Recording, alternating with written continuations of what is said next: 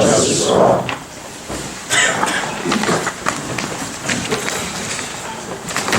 The prayer today, the light of the world.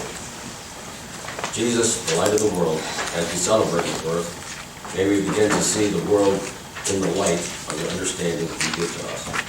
You are close to the challenged, the outcast, and the poor, to receive the greatest news the world has ever known. So may we worship you in meekness of the heart.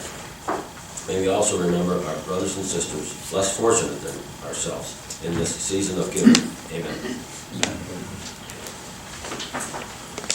On December 12th, I approved an appropriations transfer from the juvenile court to cover a hospitalization waiver payment from the auditor's office in the ARPA to move funds to cover general fund payroll payments, and from the planning commission to true up their OPERS account for year-end payments.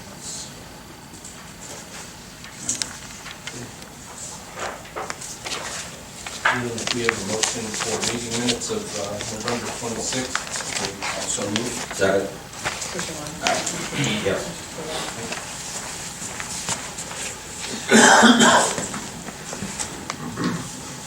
Morning, Commissioners. So the next item here is the Commissioner's Office is requesting the Board approve a transfer of funds per the request of the Prosecutor's Office from the General Fund into the Victim Witness Assistance Fund for additional funding for the Victim Witness Program for the grant period of October 1st, 2024 through September 30th, 2025 in the amount of $34,484.60. And again, the original request on this, and they've been coming to us the last couple years for additional funding for this program due to cuts in state funding. Their original request was $46,600. I had taken a look at some of the money that had come out of ARPA for this particular fund and made an adjustment to that of about a little over $12,000. So their net request is $34,484.60. Okay, thank you, Adrian. Yep, this is, extremely important to fund this, and I know, as you mentioned, the cuts on it, so the general fund's been helping participate in that for a while now. Right. So this is on the financials for today, that's why we're doing it before financials. Okay. All right, very good. I'll make the motion to approve. Second? Commissioner Lyon? Yes. Yes. Commissioner So before you start, as far as the financials, I know that with the airport having theirs, is there anything that we need to be concerned about as far as for timing at the end of the year if we were to fund that project?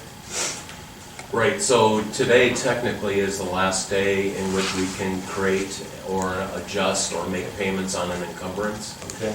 So technically, we would have had to have had that particular thing done probably a week or two ago, at least. So I believe the action pretty much that you guys are taking today is to lay the groundwork for doing the encumbrance and the expenditure and sending them the money and everything in January. All right.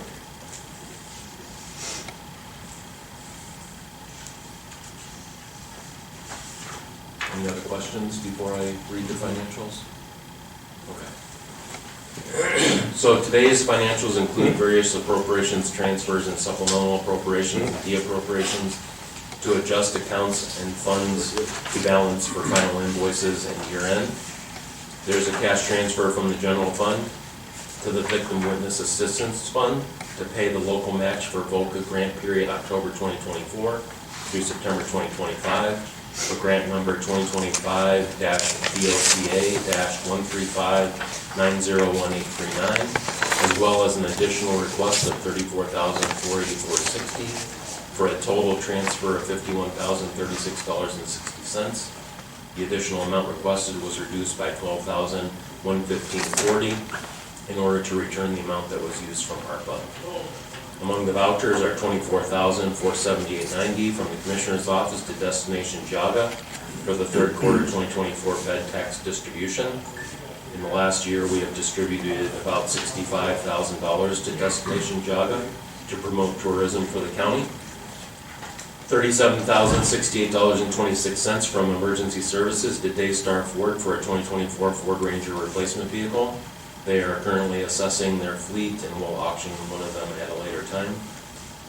$49,122 from the Sheriff's Office to Tim Lavley Chevrolet Incorporated for a 2024 Chevy Tahoe lease pursuit vehicle to replace the one that was recently totaled. And finally, a revenue decertification from Community Development in their demolition and site revitalization fund for budgeted revenue that they did not receive in 2024 in order to balance out the fund for year end. Very good. I'll make a motion to approve financials. Second. Commissioner Lennon? Aye. Commissioner DeWort? Yes. Commissioner Spillier? Thank you very much. Thank you.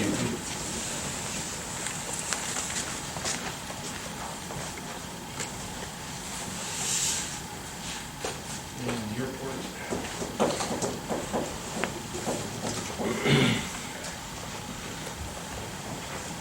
Morning. Good morning. How are you guys? Great, how are you? Good. Thanks for coming. Good. Sure, thank you very much. Yeah. Yeah, we're here today, as the agenda states, so we're here to request funding for a new key hangar and to fix our, Okay. Just want to take I understand. Okay. Is that okay? Yeah, you do whatever you want. That way we can get out faster. Oh, that's fine. Before we can go to the formal part of that, I'd like to just go through a little history. Over a year ago, FAA made us aware that there would be funding available through the bipartisan infrastructure legislation to fund buildings. Up until that point, FAA funding was not available for buildings. So we went through the process, went through a preliminary application. FAA said, yes, we can help you fund a new building. We wrote a letter to the commissioners back in July explaining that and how much money would be available. Since that time, we hired an architect and an engineer, went through the planning, the design to get ready for bid package because the FAA said we could not get funding and get a final approval until we had an actual bid amount. So the engineering and architectural work is done. Then we submitted to the FAA for approval, and they told us, well, you have to have it, that all the documents have to meet FAA standards. So then we had to hire our Michael Baker, who was our airport engineer, to go through and update all of our documents to make them acceptable to the FAA to be funded. That's just happened here in the last month. That's why we're kind of up against the end of the year. And then that generated our new budget, a new amount we need to build the building. Jerry was nice enough then to put together a simple agreement to basically between the airport authority and the commissioners about how the funding would take place. I got that document. We edited it a little bit, had our attorney look through it, submitted it with the hopes of getting it all done, but the timing just didn't work. It was last minute. But also during that discussion, we talked about, the FAA and the bill money was going to become available at the end of '25, that rather than the airport authority coming back every budget hearing and asking for $50,000 to fix a roof and $20,000 to fix a driveway, it was suggested that when the FAA money, the bill money comes back to the airport, we keep it and we complete all those items. I mean, it was and as part of our submittal on Tuesday, we gave you a list, and these things have all been in front of you before. We want to fix the hangars, the original buildings of the airport. They're leaking right now. We've got rooms that are not occupiable, if that's the word. We'd also want to upgrade the living quarters for the helicopter crews that, for the UH helicopter that's stationed there. That's been on our wish list for a long time. We want to take all the money that comes back from the bill funding at the end of '25 and do all that. So that's kind of where we're at right now. We're ready to bid the project. Engineering and architectural work is done. We would just ask the county commissioners to allocate the funds so we can advertise, get the job bid, and get it on the books for spring of '25 rather than having to wait till the end of '25 so we can move forward. Today, I also want members of Rick Blamer and then members of the Airport Authority and some other people that are part of the airport community are here. And I know one of the items that we want to do is fix up our buildings, the interiors, because we've got a lot of things that are secondhand from the commissioners. Looks like a garage sale, all the furniture we have. So we want to be able to improve that. And the EAA chapter at our airport has done a lot to help out the county and to help the buildings, to help the infrastructure. Tim Connor is here, and I would ask if he could just give you a short list of things that they have done for basically as interested parties at the airport to help us out. just to show that the money's not going just for certain things, and what they've done to help us. If you're interested in what the chapter does for the airport authority, as you know, Rick is the manager, but he has no staff. There's nobody to take care of all the little things that happen in the building.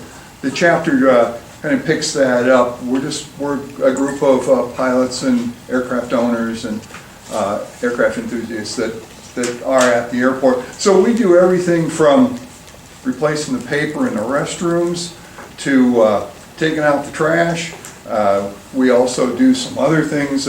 Since Rick can't always be there, sometimes he's here, sometimes he's at other FAA meetings, we help him do things like accept deliveries. The gas truck comes when the gas truck comes, and if he's not here, he can't take care of that. So, and then we do other things that come up once in a while.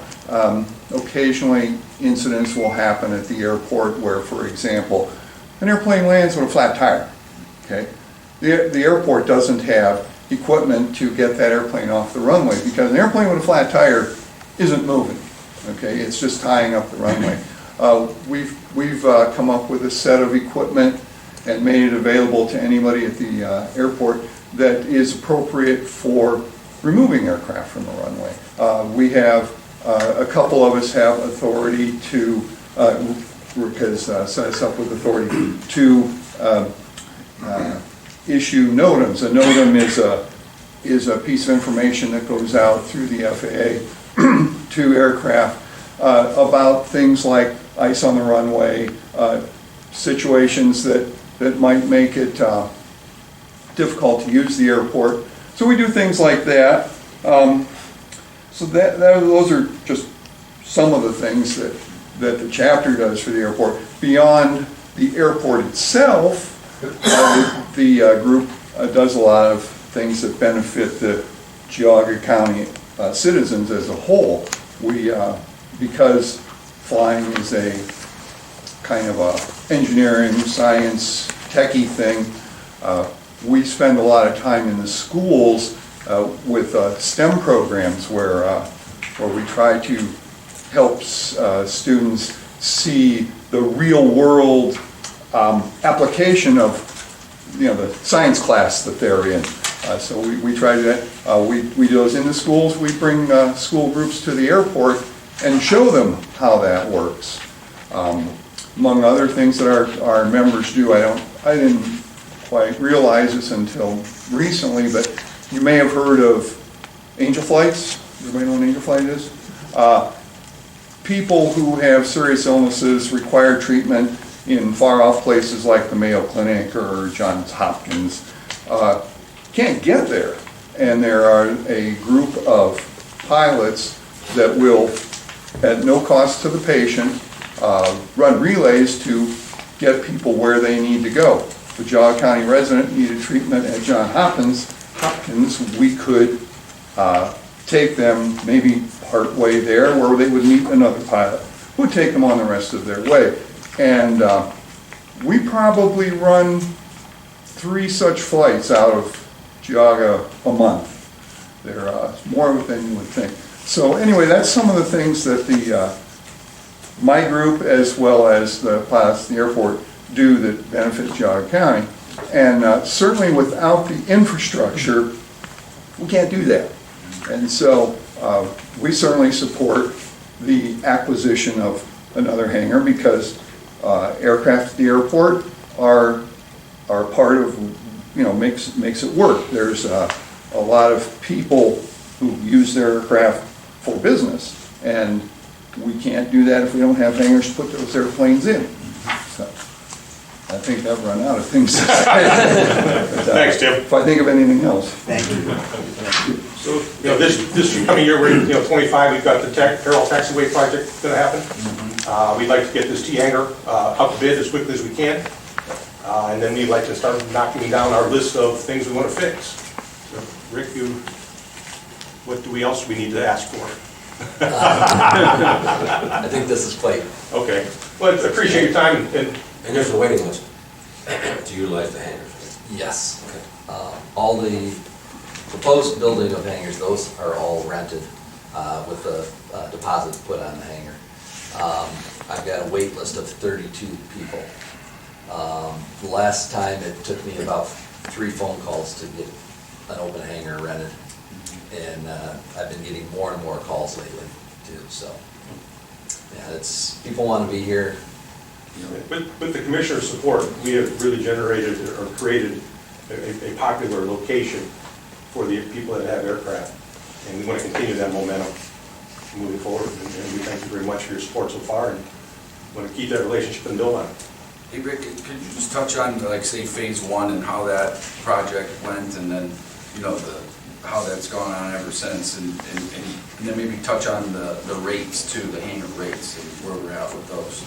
Okay, so the phase 1, I think you're referring to the taxiway design. Well, no, the first set of hangars that we did. Oh, the first set of hangars, Alpha just- hangar. And those were all pre-sold too, right? Those were all pre-sold as well. Yeah, They were completed in April of '22, I believe it was.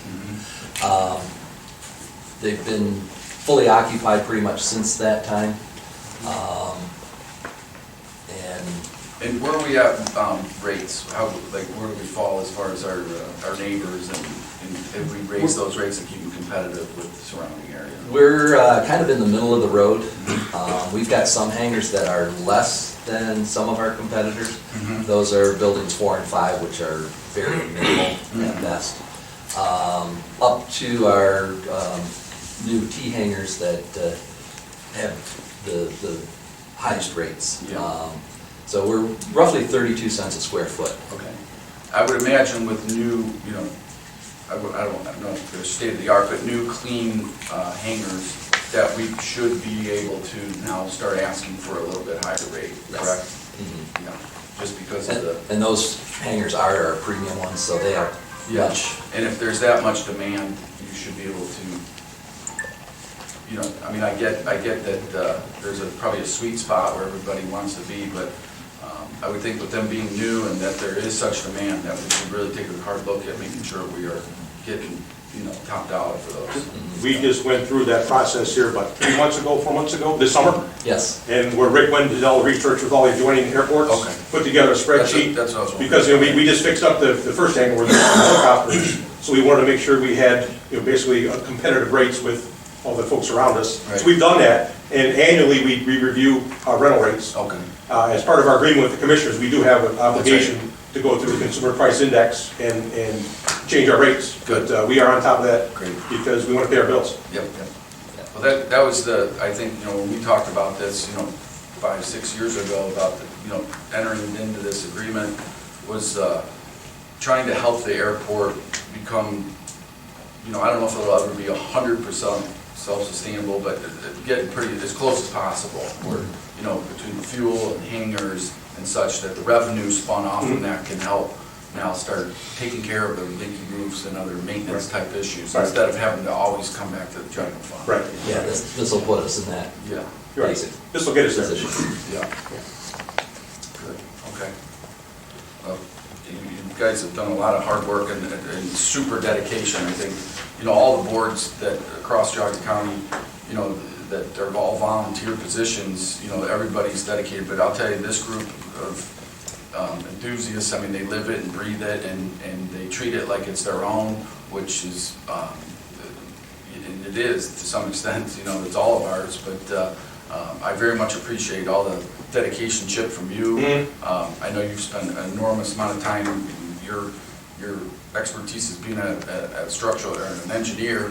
I know you donated a lot of your knowledge, and in dealing with the FAA is like, you know, knocking yourself over the head 100 times. You know, I'm sure it's very frustrating dealing with them, but you guys have seemed to really take advantage of those opportunities, which is And great. with my time, only 25 to 30 hours a week. Yeah. Without the board, without EAA, we wouldn't have the airport that Yeah, we it have takes, today. you know, all of us, you know, the group Yep. to make it happen. It sure does. Yeah. The one thing that did kind of catch my ear a little bit was when, you know, you were mentioning about maintenance and such, and that they're, you know, and again, I know this is a lot of volunteerism, to get in there and help take care of tasks, and that's how it's been done for probably, you know, 50 years or whatever, but now with new facilities and such, you know, I know it's an added expense, but, you know, there should possibly, you know, to keep these things up so that they do not fall into any type of, Yeah, we're building that into our new rent structure. okay, okay, okay. Plus, we're looking into having all of our facilities reviewed, to put ourselves on a maintenance schedule. Oh, good. So Okay. we are acting rather than reacting. Perfect, yeah, that's We're looking it. at a 5 or 10 year plan right now. You gotta keep these things tip top. Yep. Yeah, with hangar 4 and 5, they're, what, 50 years old? Original buildings on the facility. Yeah. And although we've been maintaining them all along, they've gotten to the point where... It's hard to maintain. Yeah, for example, one of the posts, Yeah. they're wood posts, it's completely free at the bottom. Right, right. It's like, what are you gonna do with that? Yeah. But, you know, going forward, this is a significant investment, and I know the Jog Airport, you guys will take super care of it, but it's imperative that we make this thing last, you know? Yeah. Absolutely. Yeah. Good. Well, again, And thank part of you. this thinking is Jogga County investing in Jogga County. Right. Yes. Right, at the end of the day, it's a county facility. Yeah, absolutely. That's all I got. I don't know, Ralph, we go. I mean, I think you've covered all the points there. It's a joy to work with the board and just seeing all the things going on. It's this, you know, project that is super exciting and much needed, you know, and I think that it's only gonna continue to, you know, make it that much more valuable and that much more sought after, so 100%, it's about time. Right? Well, we've all worked hard to get us here, Yes. you know, and you know, the momentum, like I said, the momentum has gotten us here, and we just want to keep on going. Yeah, no, it is, and it's, I mean, we're investing, you know, literally millions of dollars across our county in different things, whether we look at, you know, the court project that's going on, and, you know, hundreds of thousands of dollars for office space updates and everything else. We need to look at this as one of those projects that, and in this project, we truly have a return on our investment, you know, so, yeah, kudos to you guys and thanks for everything you guys do. Right. Thanks for all your help. Yeah. And support. Okay, Chris, you wanna read number 5? The airport authority is requesting the board approve an encumbrance and expenditure for January 2025 in the amount of $1,330,000 for the construction of a new T-hangar facility and upgrades to existing facilities at the airport, pending the execution of the agreement for capital improvement permit. Okay, very good. I will make the motion. Second? Commissioner Lemmon? Yes. Commissioner Boyer? Yes. Commissioner Spillier?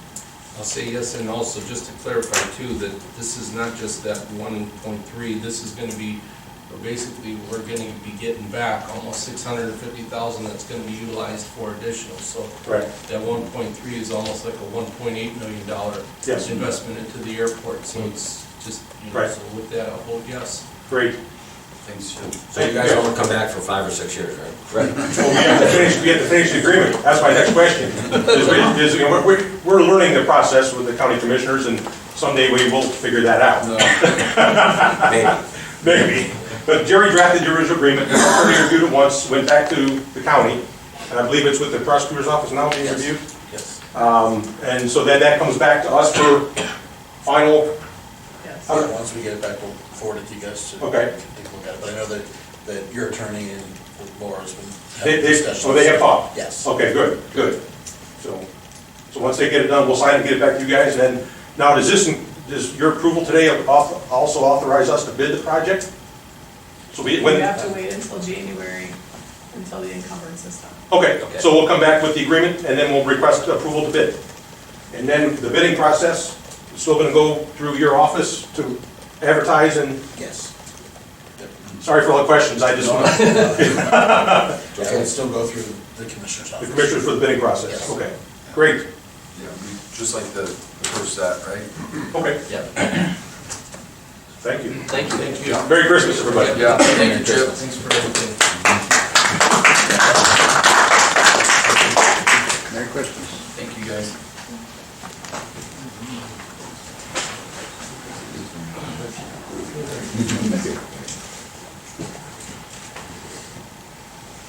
My foot. Good morning. Sorry. How are you? Good. How are you? Morning, Matt. Morning, how are you? Got a cold. I hear that. I'm going to Mexico tomorrow. Do not get it, please. Seriously. Get going.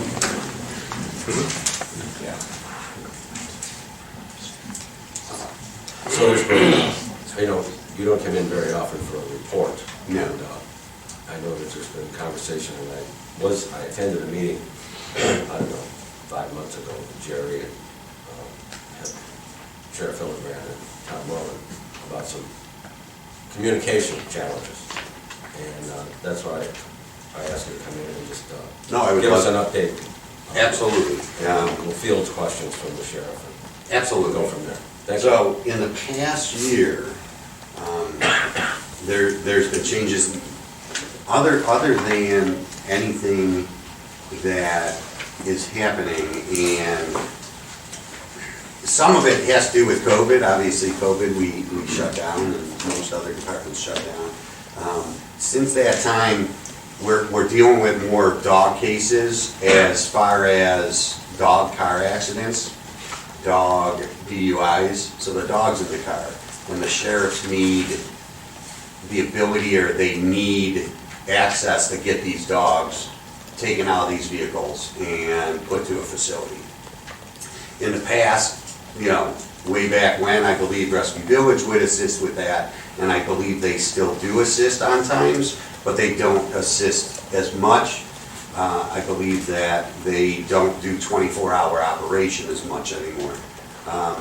So in that period of time, we've somewhat inherited it, and we've helped out with car accidents in the past. We have taken the dogs in. The problem that we run into right now is a dog is considered private property. So a situation, and I'll give you a situation that just happened. Please don't ask for a public record because I don't want, but a guy died 3 weeks ago, and his dog was eating him for about 4 days. The law enforcement that called us said, we gotta get in there and get the ambulance people to get in there. I was out of town, so one of my deputies, or my shelter manager, who's 67 years old, proceeded to go to the call. And as I explained, we can move that dog out of that location, have the deceased body removed, but we have no authority by statute of law of 959 code. We have no authority to remove that dog out of their house because it's private property. And the argument is, and that is, so when my officer went out there, or my deputy went out there, the officers, the police law enforcement was able to get the dogs in the thing. We left the dogs in the house because that's where it is. So right now, we're in a little bit of a, whose job is it, who should do it, and all that. So we just got, I believe a month ago, legal opinion that we can proceed to take these dogs on their behalf, on the law enforcement's behalf, and house them at our shelter and our facility. This is obviously a whole new realm of things. Who owns the dog while it's in our custody? How much money are we gonna put into this dog? How much time is an owner gonna have to reclaim their dog? We obviously wanna care for their dog as much as possible, and we wanna take care of it. But in past situations, we've had dogs that have gotten sick in our custody, have had to go to the emergency clinic, and we're looking at $800 to $1,000 of medical. It's a hard thing that we're gonna have to discuss in the next 30 days, but now that we got the legal opinion that we can take these dogs on their behalf, now we're gonna have to discuss what is the end result. If someone does die and they're taken to the hospital, and we take their dog out, and it's their personal property, do we have to wait for their will to be discussed on if their dog is in their will and who gets this dog, and how long this is gonna be, and the ramifications of our shelter being filled up by owner pet dogs, and what are we gonna do? Are we gonna request these owners pay the thousands of dollars after? So there's a lot of questions that need to be addressed. Yeah. I definitely agree we have a problem with that, and we need to get that resolved. Some of the things that I want to bring up in the next 4 weeks are what we should do, or what we consider. Put a cap on how much money we will spend. Safety of the dogs, should these dogs be walked? Because again, it's not going to be our dog. It's going to be, basically, we're going to be a boarding kennel for that owner. And it's something that other communities have done it. Lake County, they don't do it, their Humane Society does it. Portage County does it, and they hold the dog 7 days for the owner to come get it. If not, it's their dog, and they'll either put it down or adopt it out. But that's someone's dog, it's a serious issue of just being able for me to take a dog out of someone's house and bring it to our kennel. And it's something that we need to have a correct understanding of what we're doing, that this is putting that owner at risk of losing their dog. One of the things that I was going to propose to Chuck, I don't see him here yet, there's the auditor, is in future on the dog licenses, requiring or requesting that if they have a next of kin, they have a phone number on the dog license. So, we can at least then look through the, on the dog license database and say, okay, their next door neighbor we should contact, and let them take the dog and care for it. No one thinks of this, and after COVID, it just has blown up. I would say the amount of cases that we're receiving, and I don't know if the sheriff can give, have increased since, COVID has hit. So, that's one of the things that has to be addressed. And so now that we can legally take them is to go through all the other issues that we gotta address. Do you go out when you get a call at 9, 10, or midnight, or 2 o'clock in the morning? Do we go out? Yes and no. It depends on what the situation is. Well, correct me if I'm wrong. Go ahead. Troy, I think it was Troy, Dollar General, someone let a pit bull out, and they were freaking out. And did you come on scene for that a couple weeks ago? Not, if it was my deputy, I don't know. I don't know what, I can look back in the report and see what it was. Because I think it was after 5 o'clock or 7 o'clock or something like that. And we got paged on it? I don't know. Well, if we didn't get paged on it, I have no idea if it happened.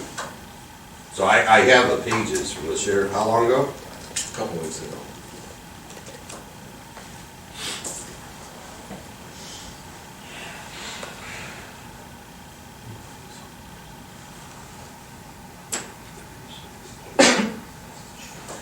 Jim, where are you getting this information? I mean, if it is, Somebody from Troy. so. A resident called? A trustee? So here's how it is. So the sheriff's office paged me this morning, 7:28 a.m. John Peters found a dog that has it at his house. I'm not going to give the house address and his phone number.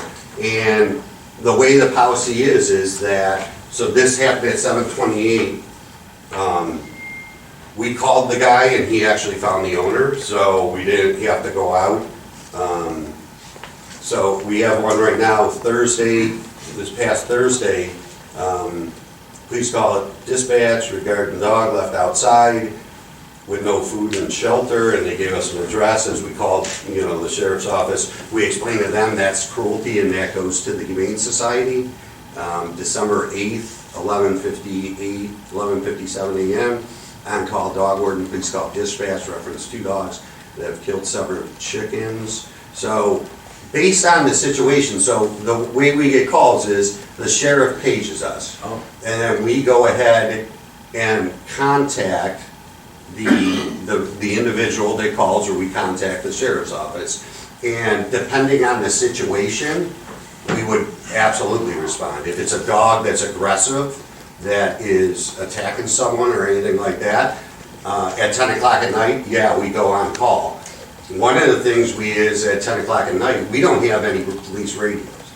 So at 10 o'clock at night, when I go out on a call, the only one that knows I'm on that call is my wife.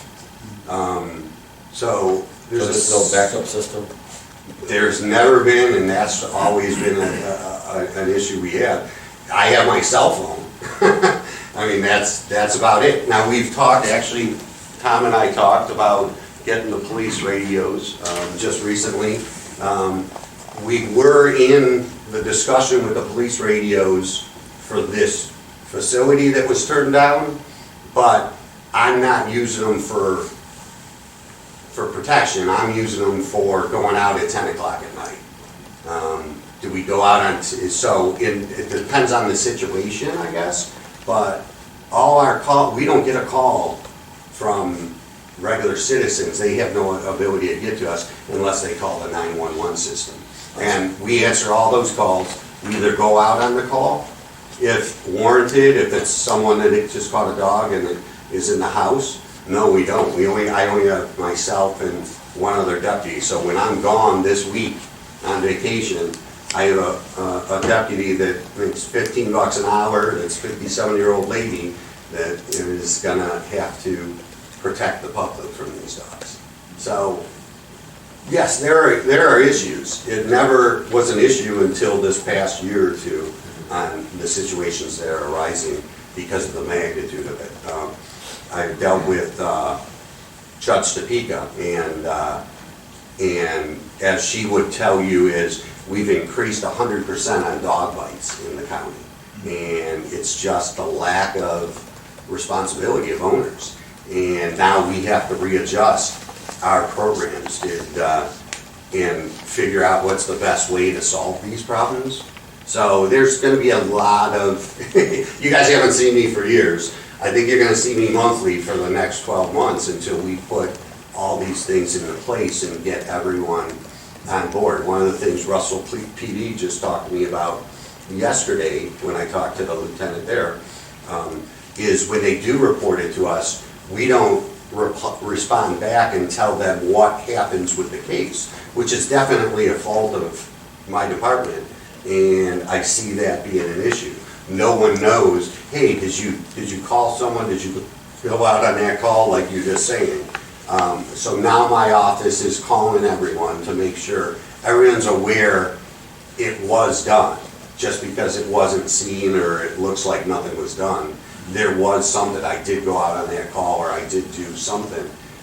So I think it's really just putting protocols in place, like you just said. The communication has been lost, and it's something that I take responsibility for in my office.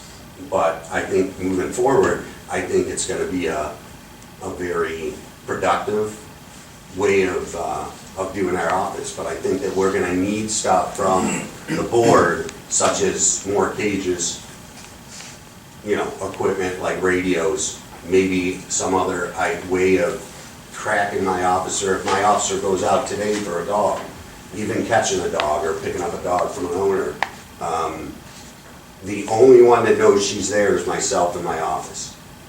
And the only thing she has right now is a cell phone.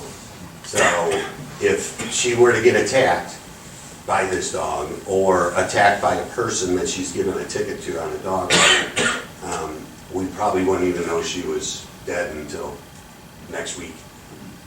Shifting gears a little bit, about 4 years ago, I got a couple phone calls from 2 different females, 2 different days, that they wanted to know why we're bringing in dogs from Tennessee or from other states here. Why is that? And then, like you said, how often do you spend $800 on a dog when you take it to the canine emergency room? 800 sheep. If anyone's had a dog, they know that you're going in. Right now, I was going to bring a dog, Time, and if you look on our website, we have Time. Time was dumped off by an owner in our facility. We have video of the person. We posted video. We haven't found the owner. The dog is 6 years old. It has heartworm, and it has, what's that disease when you get a tick? Lyme disease. Thank you. Don't even know it. So the dog has been diagnosed with heartworm and Lyme disease. That dog is 6 years old. It's like a bully breed dog, and it's a bulldog. I was actually going to bring him today, but he just underwent treatment at VCA hospital in Burton. That bill is gonna cost us $900. The adoption on that dog is $105. Is that an out-of-state dog? That's not out, no, that was dumped off at our kennel. So it was dumped off at our kennel. So that dog is gonna cost $800 on that. And the dogs that we take from other rescues and other shelters, and not just out of county or out of state dogs, we actually take dogs from Portage County kennels, we actually take them from Ashtabula APL, Animal Protective League. We took, I believe, 22 dogs this year. The idea of what we do with our dogs that come in from those areas are, they must be fixed, they must be vet checked and all that. So we just did a rescue event this weekend.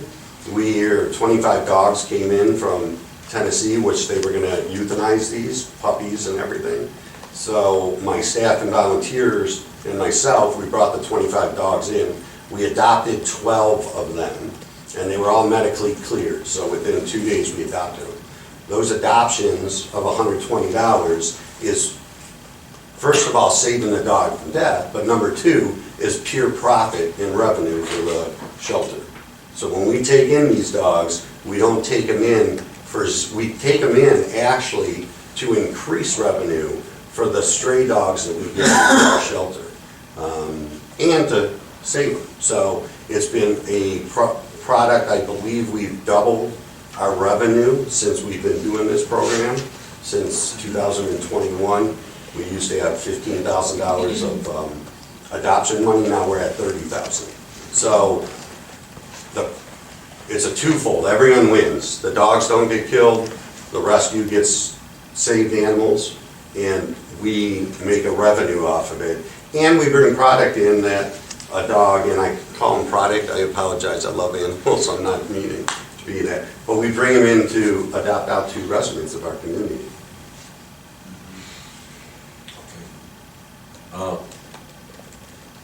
Sheriff, you have any suggestions to make this communication failure better? And other options for other things? I think the dog warden is exactly right. In the last couple of years, we've not been satisfied with the way the dog warden's office has come, and we've had conversations about that. This is not a secret. We've had meetings with Jerry and the dog warden, and Commissioner Dvorak was there. It's a problem throughout the county. And, you know, looking at the stats in the last 21 weeks, there's almost 60% of the dogs are ones that are imported, not ones from Broward County. And the people in this county are not getting the service that they deserve. Now, there's a provision in the law that says that the commissioners can enter into a contract with the sheriff to run the dog warden's office. 13 other sheriffs in the state of Ohio do that. I believe we can do it cheaper, and I believe we can provide a better service for our citizens when we can go out there and have availability all the time. There's several times when they are not available or just refuse to come out and want us to leave a message on the machine, correct? On the answering machine? If it's a dog that someone's holding until the next day, yeah. There's a bunch of examples that we can go through. I can tell you one that we dealt with at the Hamden Fire Department. We had a guy come to the fire station. He was having a heart attack. He had a dog in a car. Left the dog in the car. Took him to the hospital. Called the dog warden's office. They said, just leave the dog in the car. We'll be out. It was almost 24 hours before they came out to get that dog. And that was just recently. Okay. And there's several examples of that. It's affected my office. It's affected the prosecutor's office. He's had people come directly to him. And one of them was the example of the gentleman that passed away. And I think that that's an option that you guys have. We want to put it out there. It's a 2-year contract. I believe we can do it, like I said, cheaper. I don't think we would not import all these dogs from out of state and other places. And we would work much better with the Humane Society in Rescue Village. I've already had several conversations with the director. He's excited about it, he wants to do it. The relationship between the dog warden's office and Rescue Village right now is not good, right? I'll let you talk first and then I'll. All right, so that we can improve. He's excited about it. They've got veterinarians on staff. They have a good operation over there. They have a good budget. We can contract with them. And the bottom line for me, I'm not looking for more work. But the bottom line for me is that I believe we can do this cheaper, and I believe that we can serve the public better and give them better service that they deserve. It's your option. If, in fact, you decide to do this, it has to be done the first meeting in January, and then it's renewed every 2 years. It's designed so that they can enter into the contract with the sheriff, and they have to do it after a new commissioner or a commissioner gets reelected, so that they could always change their mind every 2 years. So I'm not trying to sell it. I just believe that that's a better service for our people, our citizens, and I believe we can save money. Thank you. And I don't know, Jim, do you want to add anything? No, I mean, I would just tell you that we've had to deal, I don't want to get into the debate, but, I've had conversations with the dog warden. I don't know what he's waiting, I mean, we've told him he can come get these dogs. He's supposed to handle dogs at large. They're not somebody else's property. If a dog's eating a guy in a house, if the dog's attacked somebody, he needs to take custody and control of that dog. That's his job. There are a lot of examples. There's terrible examples. The most recent one we had, which was a couple weeks before Halloween, a dog in Russell attacked a resident there, ripped off part of his face. They actually had to take his part of his face and bring it to the hospital. After it happened, the dog warden refused to go out. He did not call this poor woman back, the wife of the victim. She showed up in my lobby just hysterical, and we had no idea. She didn't know where else to go because the dog warden would not communicate with her. The dog warden wouldn't communicate with Russell. And if you don't believe the sheriff and I, get on your phones after this meeting and call every police chief in the county and get their opinion of how the dog warden's office serves the residents and the police departments in this county. Don't take our word for it, take their word for it. And my investigator called the dog warden. He was very confrontational and argumentative with her. We were just trying to get information while this woman was in our office. And I got on the phone with him. He admitted to me that he didn't go out. He admitted to me that he didn't do his job. He didn't designate the dog a vicious dog. This was 2 weeks before Halloween. The lady came into my office after Halloween. This dog could have mauled some kids in the neighborhood during Halloween. He never bothered to go out, and he didn't lift a finger to do anything until after we called him and we were trying to calm the lady down. That's just one example. I've been at search warrants. I was at a search warrant on a suspected homicide. We couldn't search the house because the dog was in there. The detectives, we were calling the dog warden. They refused to come out. They refused to take the dog. It was a dangerous situation for the officers. I mean, there's just example after example. He's called up dispatch when he's been paged, cursed them out. The sheriff can talk to you about that. I mean, and meanwhile, why are our taxpayers subsidizing him to import all these dogs from out of state and adopt them out? I mean, we just want him to answer the calls and keep our community safe. If a dog attacks somebody, take custody of that dog. He refuses to even respond most of the time. And it's been extremely frustrating. And this operation he's running with this adoption agency, we have a humane society that's run by volunteer dollars. This is an abuse of our taxpayer dollars. And then he can tell you about the vet bills. I have all his expenses right here. I have a spreadsheet on my phone. He spent $11,000 in vet bills this year. That's it. Only a handful of them have been over $800. And it's mostly for spaying and neutering. I'd love to know how much of that $11,000 was spent on dogs imported from Ashtabula and Tennessee, because he's catching very few dogs in our county because he doesn't go out and get them. I mean, if somebody left a dog in their car for 24 hours in the Walmart parking lot, we'd be charging him with a crime. And he leaves the dog at the Hampton Fire Station for 24 hours and refuses to come out. I mean, again, our taxpayer, we spend like $500,000 on his department a year. This is crazy. Our taxpayers deserve better, and our residents deserve to be safe, and the sheriff is ended up having to do a lot of this work anyway, so we might as well contract with him, save money, and the job will actually get done. Hey, Jim, since, I was gonna ask you, and, I haven't looked at this probably in a long time, but, what does the Ohio Revised Code say about the dog warden in general, just kind of? I mean, we could go through it, but he's supposed to be patrolling the county, looking for dogs. I mean, if we have a dog at large, again, guy's been taken to a hospital, guy's been arrested for OVI. Somebody gets arrested for OVI, they have a kid in the car, you call GFS. Somebody gets arrested for OVI, they have a dog in the car, you call the dog warden. We need somebody to take custody of this dog. I mean, if you want to tell me what the law is, feel free, but we've had this conversation. And again, the sheriff and I in no way wanted to come to a commissioners meeting and do this. We have tried, I've talked to him. The sheriff had tried to have this meeting 5 months ago.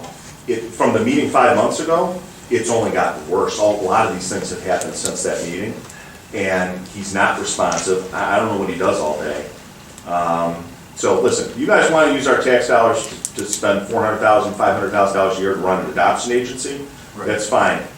Let's put a deputy on the road who can do other stuff, respond in an emergency, and also will take care of these dogs. Exactly, and it sounds like there's different avenues where this comes into play, where it is a confrontation with the sheriff's department, and they need some type of emergency removal of an aggressive dog.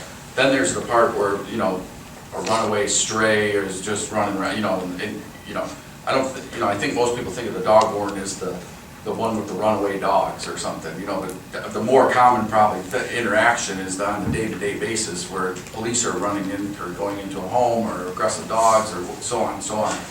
So it would seem logical.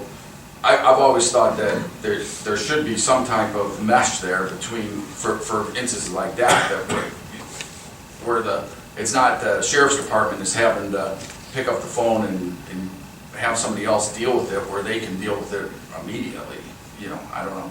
But as far as the day-to-day operation of that dog kennel and that facility, I don't know if it has the ability to accommodate some of those bigger things, and the staffing. I don't know if you have the ability for the staffing to accommodate some of those things too, if they're going to be. So it's a... Can I just rebuttal some of this, because I listened to what he said, and we're going to actually go through some of these so we understand it. Because as much as I appreciate that, and you say we've had conversations, Jim, I've only talked to you once, and you told me to do my fucking job, you were going to bring me up here, and you were going to get me fired. And you're looking at anything to do to get me fired, and I understand that. I've talked to you numerous times. When have you talked to me other than that phone call? I've talked to you numerous times other than that phone call. The phone call. We're here, when? The phone call was recent. So, you admitted you didn't do your job, right? You didn't designate. We'll get to that, absolutely. Let me finish, we'll get to that. We've Okay, so you say we've had other, but you can't recollect them or anything. I mean, my own son was bit by a dog, and you wouldn't answer your phone for 4 days. I eventually talked to you then after I got your cell phone number from Laura. So let me just go through this, because I have no problem with you guys looking through facts and looking through that. As he stated earlier, is that I am in conversations with his office that he just said. The sheriff, when we met in April, I went to Jim's office, and I have an email, and we'll give it to everyone, but let me give you this email. This is from Laura LaChapelle in April 12th, 1:03 p.m. So I just want to make sure you understand what he's telling you here and what is factual here. Let me make sure I got the correct one before I go ahead. Hello, Laura. And I'm sorry this is going to take a little long, but hello, Laura. Hope all is well. I haven't needed legal opinions in a long time, but now I need some. So the Humane Society used to take dogs from the sheriff's office under certain circumstances based on the fact that the owner is abandoned the dog due to the fact they cannot find the person, take the dogs, while the dogs are going through jail. And I'm not gonna go any farther with it. I have ideas but need legal side of things. First and foremost, if you can call me and set up a meeting and go through this, I will let you know. I will address this immediately since we are, I would like to address this immediately since we are in current limbo. Thanks, Matt Granito, my cell phone. April, let me give it to you. April 10th, this is your office to Laura LaChapelle. Called Laura up. I said, Laura, we're having serious issues. We gotta get this fixed. We need something done. Laura's response on Friday, my response to Laura was, let me make sure I got it right. I'm sorry, this was April 10th? April 12th from Laura. Hi Matt, it was great talking to you. Sometime after we spoke, I learned that we won't be able to provide you with any opinion on your request. If you need any additional information, feel free to contact Jim Flays directly. Thank you, Laura. As I said, okay, thank you. Yeah, I wasn't aware of any changes, anything changing, so I must have missed something. I don't try to get in the middle of anything. It was great talking to you. I see you around, hopefully. So these emails directly tell my assistant prosecutor told me not to even, you're not even doing this. So when you just told everyone that you say I'm legally allowed to do it, no, your office refused to do it. Let me finish, because I got your text after this, and I'll let you guys see it if you guys want to see it in video. So I got a text, let me send you the text that I listen to the text. This is ridiculous that I'm in the middle of some political thing and you want to just kick dogs off this side in the community after all these years of having the highest adoption rate in the state that you want to do this. But my text to Jim right after that was, is there something we can do? Can we get this correct? You haven't talked to me since, other than in October. So for 5 months, I'm trying to fix what we're doing with the sheriff, and you refuse to answer my text and refuse to let any of your law and your prosecutors discuss what is going on. So as much as you want to jump up here and say blah, blah, blah, the facts speak for themselves. You don't have to, trust me, you don't have to do that. You don't have to do it back. I didn't know you needed me to tell you to answer your phone calls or respond to the No, sheriff's we're meeting. talking legal. Oh, now you just changed it. We're talking, you just said the legal thing I can take. No, let me finish. So Ken Clark, apparently, you guys say that I was upset at Ken Clark. April 29th. Hello, Ken. I called you a few weeks ago to see if you would be interested in getting together just to talk. We are busy all the time and would be good to sit down. We can go to lunch. My treat. Let me know if you are interested and what time you have. Apologies for my slow responses. It's fundraising season and it's keeping me on my toes. Let me look at the calendar next week and I'll let you know sometime that works. So I have no problem with the Humane Society. I love them. They actually have come and taken a dog from us in the past month or two.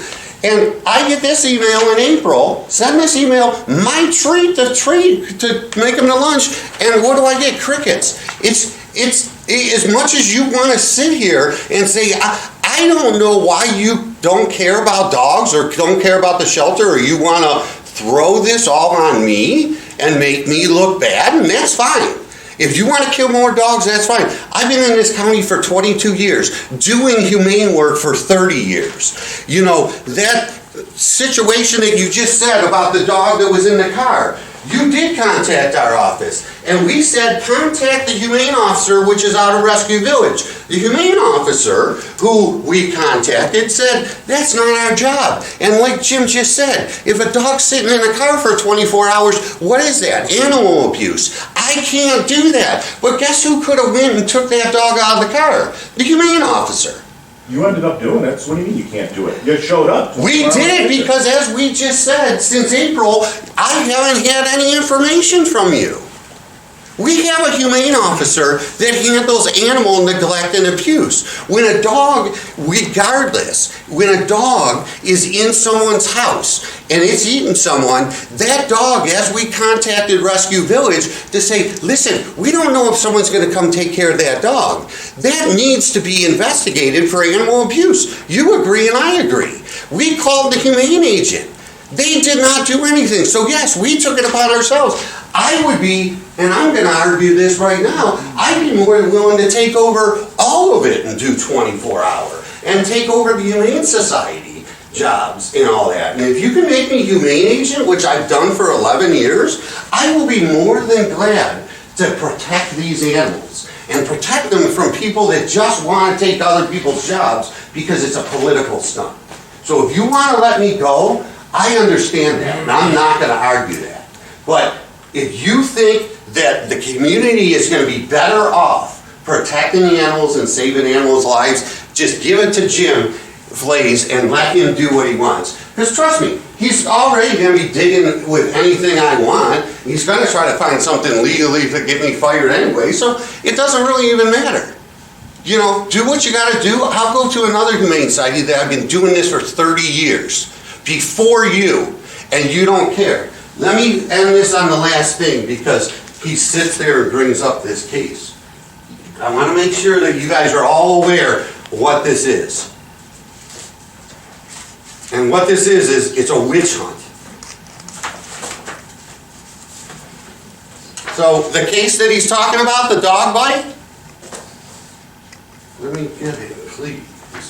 I apologize. I'm just a little upset that someone would tell me after 22 years that I'm not doing my job and that he's now almighty and powerful. Did you not tell me to do my fucking job? Can I just make one thing clear? I'm not asking for you to contract with me to be the dog warden. Yeah, but you brought up what my problem is. The sheriff. Listen, you brought up the problem. The sheriff has come here and made the request. The sheriff asked me to come here because my office has had to deal with some of these issues. Sure. And you want to get my job because you said, do your fucking job, I'm going to bring you up in front of the commissioners. Did you not say that? You said you didn't do your job. Did you not? You said you didn't do your job. We're going to find out right now. Oh. Okay? Sit I know down. you scrambled to do your job after. I didn't scramble. Just wait. We'll sit down. Let's bring the woman in here. Why don't you do that? Absolutely. 100%. Okay. 120%. I'll give you her contact information. I will too. Plus, you guys meet with her. Let me finish. I'll get the pictures of her husband too. Look, I'm going to show him. Don't worry, Jim. We're going to do this. Just so everyone knows, the dog bite happened on October 12th. Okay? This dog bite happened on October 12th. Jim's telling you the story of this lady. She came into his office on October 31st. October 31st. She will tell you that. She will tell you that she came in. She came into my office on October 29th. 2 days before Jim's telling you that I haven't talked to her. 2 days before Jim tells you this. And Tracy Frank, which is an email, will tell you the lady was in my office 2 days before she was in Jim's office that Jim's saying that I was not talked about. 2 days before that says that our prosecutor misclassified the dog himself. This case on October 12th, the dog, Russell Police, charged with a 4th degree misdemeanor, which we always charge with a dog bite. A 4th degree misdemeanor. Steve Patton, who I believe works under your office, correct? Downgraded this case. Guess what they got charged with? A speeding ticket. A speeding ticket. Now he's telling me that it was my misclassification, but what he's failing to tell you, board, is he gave them a speeding ticket, a minor misdemeanor. They didn't even have to go in front of Judge Stopeka. They got to write a check and hand it over to the courts. This lady was pissed, and I agree with her. She should be pissed. This case was downgraded from your office. Your office downgraded this to a minor misdemeanor. And this was way before she even contacted you. So absolutely bring her in. She will tell you the same thing. Did we do something wrong? Absolutely. But the facts of the matter is, your statement on when she contacted you and me not talking to her is a lie. Okay? Your statement on when we classified it as vicious and upgraded it ourselves through a civil suit is wrong, because this was already classified. Tracy Franck can verify all these facts for us. Now, we're going to go a little bit farther because, yeah, this pisses me off. It pisses me off that your office and you want to act all this, and I don't care about the sheriff thing. Look at this case. And I want to make sure everyone sees it. And I'm sorry, but look at this case. I just want to make sure you guys see this. Everyone see this? Make sure everyone sees it. Jim, guess what this was classified under your office? A minor misdemeanor. Steve Pat, I'm telling you, don't sit there and say I'm not doing my job. Don't tell me that these people are arguing. This is a minor misdemeanor that your office charged. Thank God Judge Topeka 2 weeks ago said I can start charging again for 4th degree misdemeanor. Thank God that this person, and we'll call this person and ask how many times the prosecutor office has called this guy. This guy's called me 10 times because he thinks this dog should have been euthanized. And it hasn't. And it hasn't because your office told us to call it a minor misdemeanor.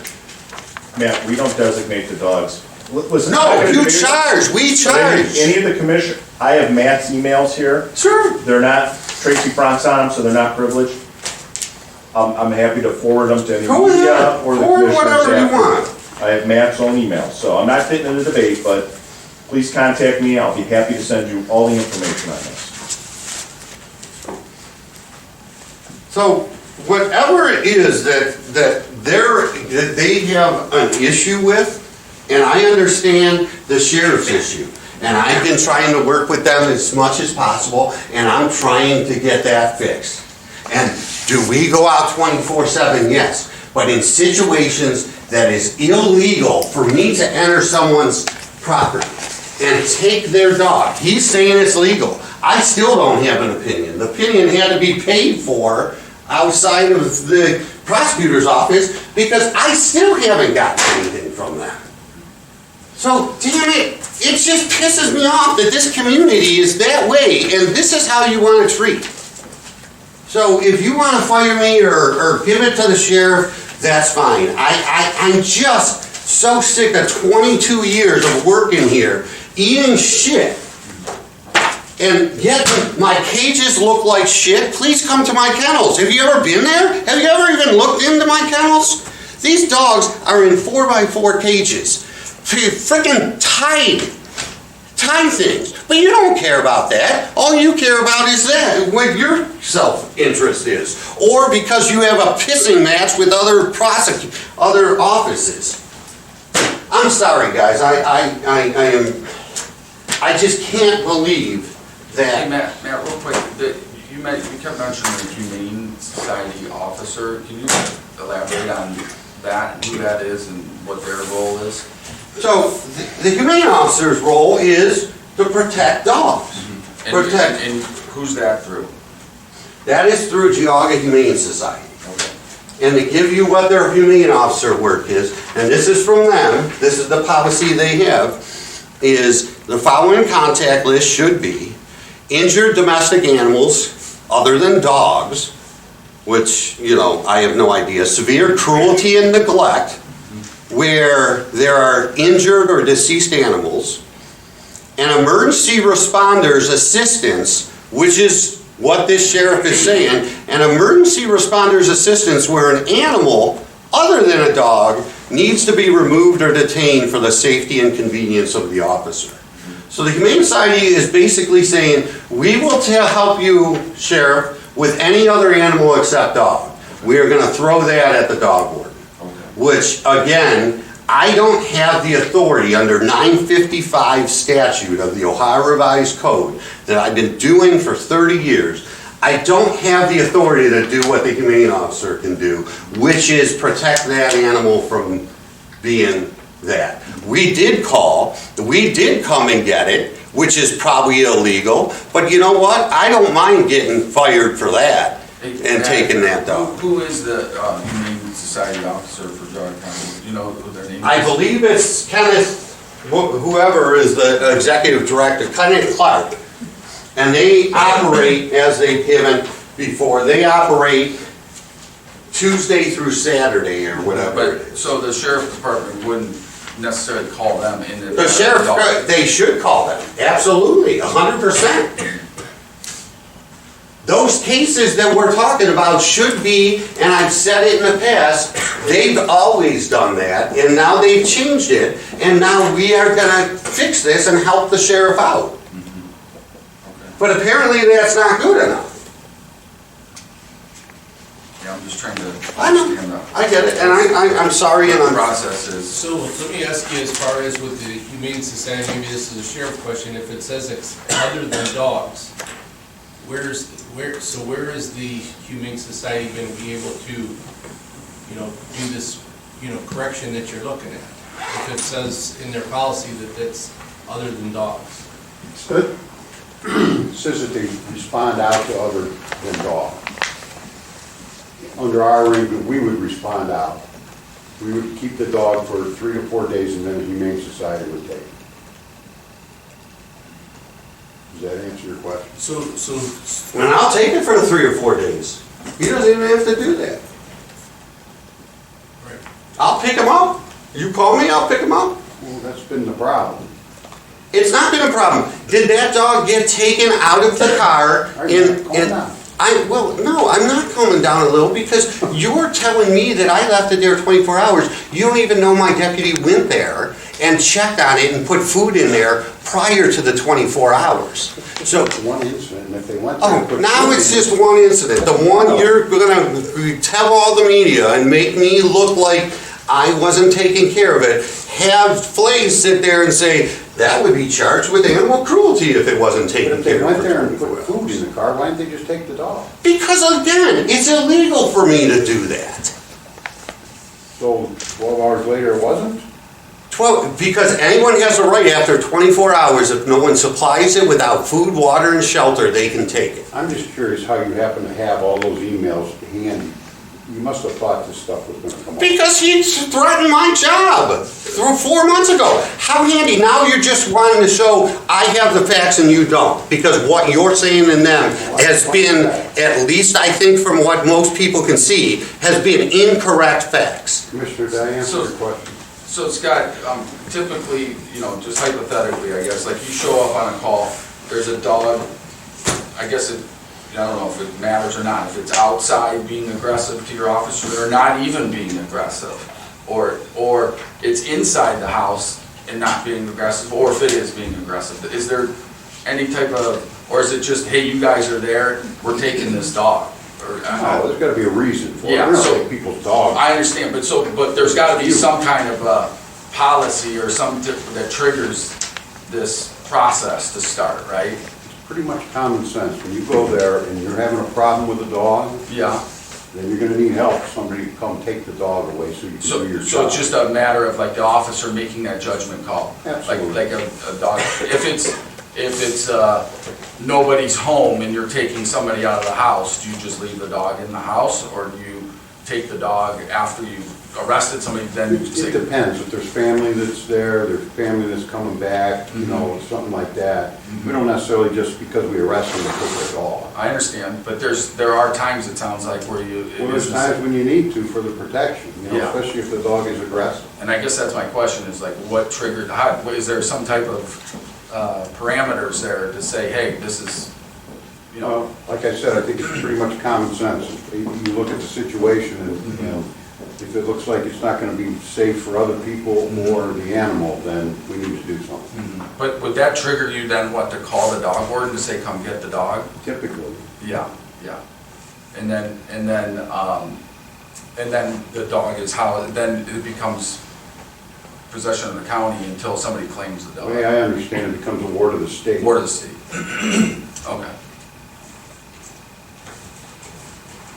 I can see it's a work in progress. I'll go to the next item. I mean, if you want to fire me, that's fine. I'm 22 years of dedicating my life to this freaking county. And 22 years going through Red Simmons, going through McClown, even Scott. I love Scott. I do not have a problem with him.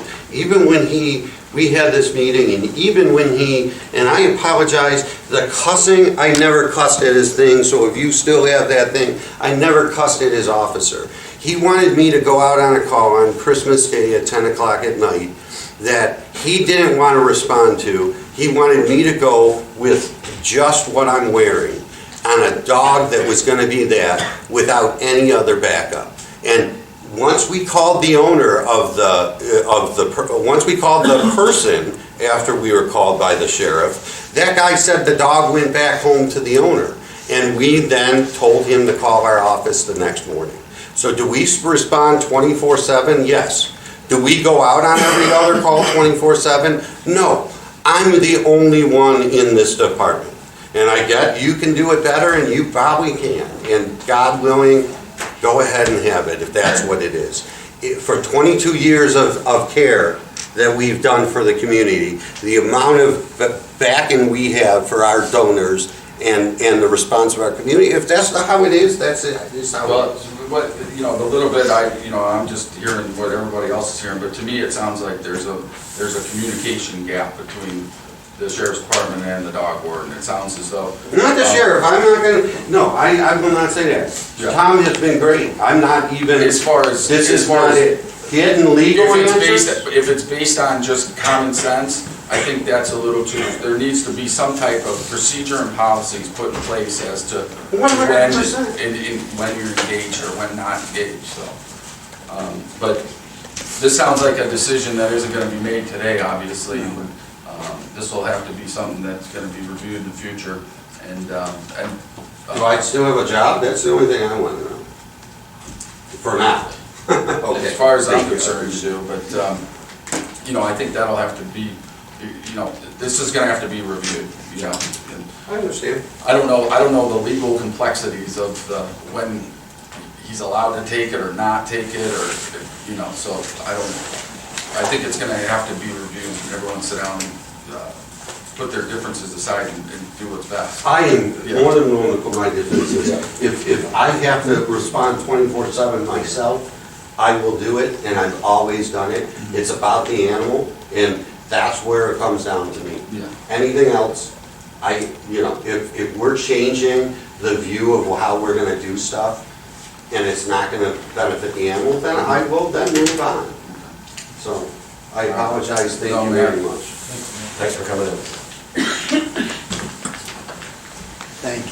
Thank you, I appreciate it. Thank you, Merry Christmas. Thank you too. Okay, all right. Sorry for that, everybody. What's the next agenda item? Good morning. Good morning. Okay, so the next agenda item, just to go through sort of the history here, ADP was originally created in 1973, and then the Board of County Commissioners expanded the ADP board back in January of 2024. With that requirement came a section of the revised code, it's 07847, and this just essentially says that any of these outside contracts that ADP enters into with municipalities, townships, districts, whatever, first there needs to be approval by the Board of County Commissioners. So that's why I'm here today. We've been in negotiations with Burton Village to expand ADP services to the village itself. And before we can actually formalize that agreement, we would need a resolution from the Board of County Commissioners. Good. And you guys, it looks like what, just microfilming, data processing, so it'll be all encompassing all the services? Or basically? We've not talked any of the web side of it, but in Okay. terms of the data processing technology, yes, that's what we discussed. Mostly communications, backups, and cybersecurity. Okay. And then you have set fees for individual things that you'll charge them? Correct, they will follow the pricing schedule, like the other current municipalities or townships or anything that works with us. Okay. Frank, here's my only concern.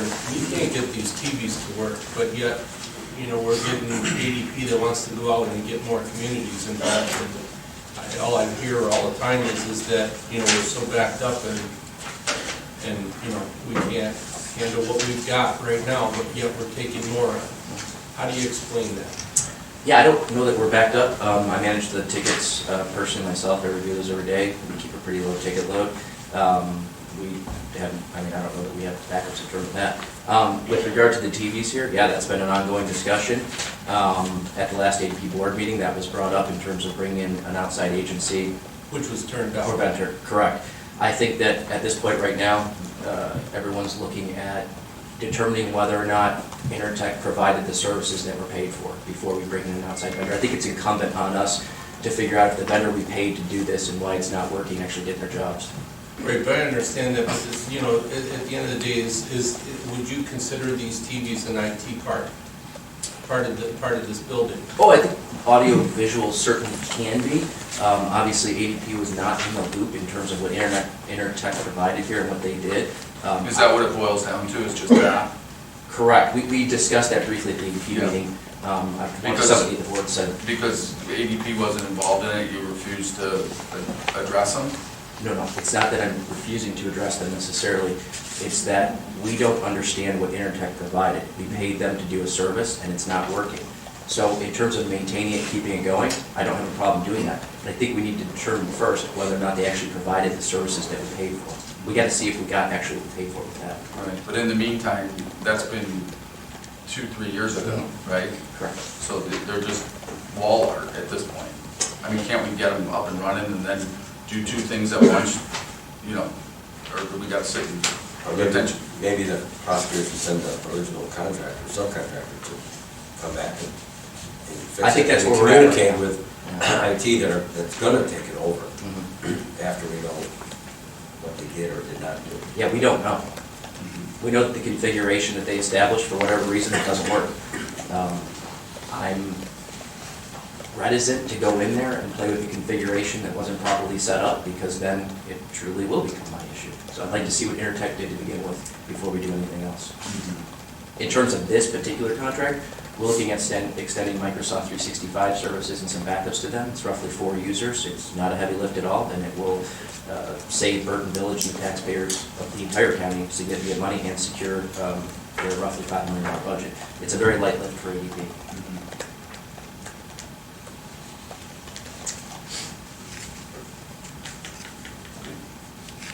All right, I'll make a motion to approve. Second? Commissioner Warren? Yes. Commissioner DeWarke? Yes. Commissioner Wright? I'm gonna, not enough information. Is it something that your office has looked at, or not even looked at all? The AV stuff here? Yeah. We looked at it. Linda did a good job of bringing in some outside vendors to take a look at it. Actually, she started off bringing Intertech, and I think, I'm not gonna speak, I'll speak slightly just from what we've I done. didn't bring in Intertech, they were a sub for the people who built this building. You forced them to come back in and take a look at it, which was good. But then they basically just did not give us what we needed with that.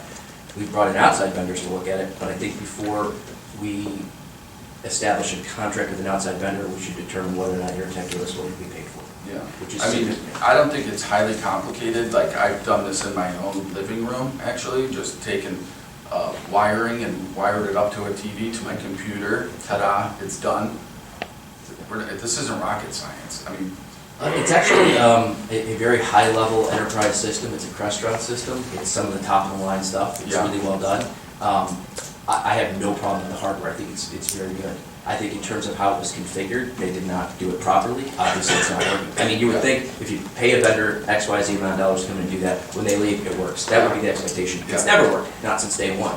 So I agree with you. It could be simplified, but the existing hardware is a complex system, which is good. No complaints about that. But they do actually need to set it up properly. So it's more than sort of just plugging in a web. What's the hardware? What else besides just the audio, the visual stuff? Oh, sure. There's a whole stack in the closet over there of switches and communication devices that go from this room to the closet to then the large A33 and just A33, or A334. It all links in, and then every time with a power outage or something cycles, the whole configuration gets wiped out again. So whatever it was not, we don't believe was set up properly. Well, yeah, and it seems like this thing's been kind of, I don't know whether it's intentional or not, but it's been kind of boxed out from the system that the rest of the building is operating on. Correct. Yeah. Well, it's a totally separate system. It's its own sort of isolated system. It does have internet-facing exposure, and it does have the back end of the county network, so it gets internet, everything like that, but it's its own closed, separate system. Usually these AV systems are separate. I mean, they did, that part was right. It was designed that way. to be a Correct. separate system. Okay. Which is good. The question is just the original configuration. I guess my last question, and since I wasn't at the ADP meeting, Jim, you were there, right? Yes. Yeah, and I don't know if you had asked any of these questions or not, but. But I did, and one of the things that the contract was for only a year. Mhm. Spend, I don't know how much it was, but it was just 1 year, and everybody was like, spend that much money, it was just guaranteed for 1 year service. Right. And we started looking at it around to go back to the original people that put the thing in. Yeah. And if it's wrong, it's wrong. Okay. We have to Okay. send a nice legal letter to them. To get the thing working. Yes. Yeah. And to give up their, whatever, the trade secrets or whatever they did. Okay. To help ADP take it over. Okay. And then if we did have an outside contract, it's, it'd be more than a year. X amount of dollars for a year only. Right, or at least, Yeah, that's good. I think my thing is just get the thing, look at it and get the thing up and running, you know? I don't care who it is, just get it running. It was up and running and it worked. What happens is, we have lots of people using that room and they don't follow the directions that were left for them and they plug things in that they shouldn't. And that, we have a sign hanging next to it, don't plug anything into this Yeah, because the I can see that programming being will a be problem. lost. And you come in there and there's something Yeah. plugged into it. Yeah. We need somebody to maintain it. Okay. And we only want to do 1 year because we want to make sure we like them, because we don't like Okay. Internet. No, that makes sense, I can see that being a problem, you know? It's like my kids messing around with my Yes. remote controls and stuff. The children are messing around with this stuff. Yeah. All right, well, hopefully it'll get resolved at some point. Thank you. Yep.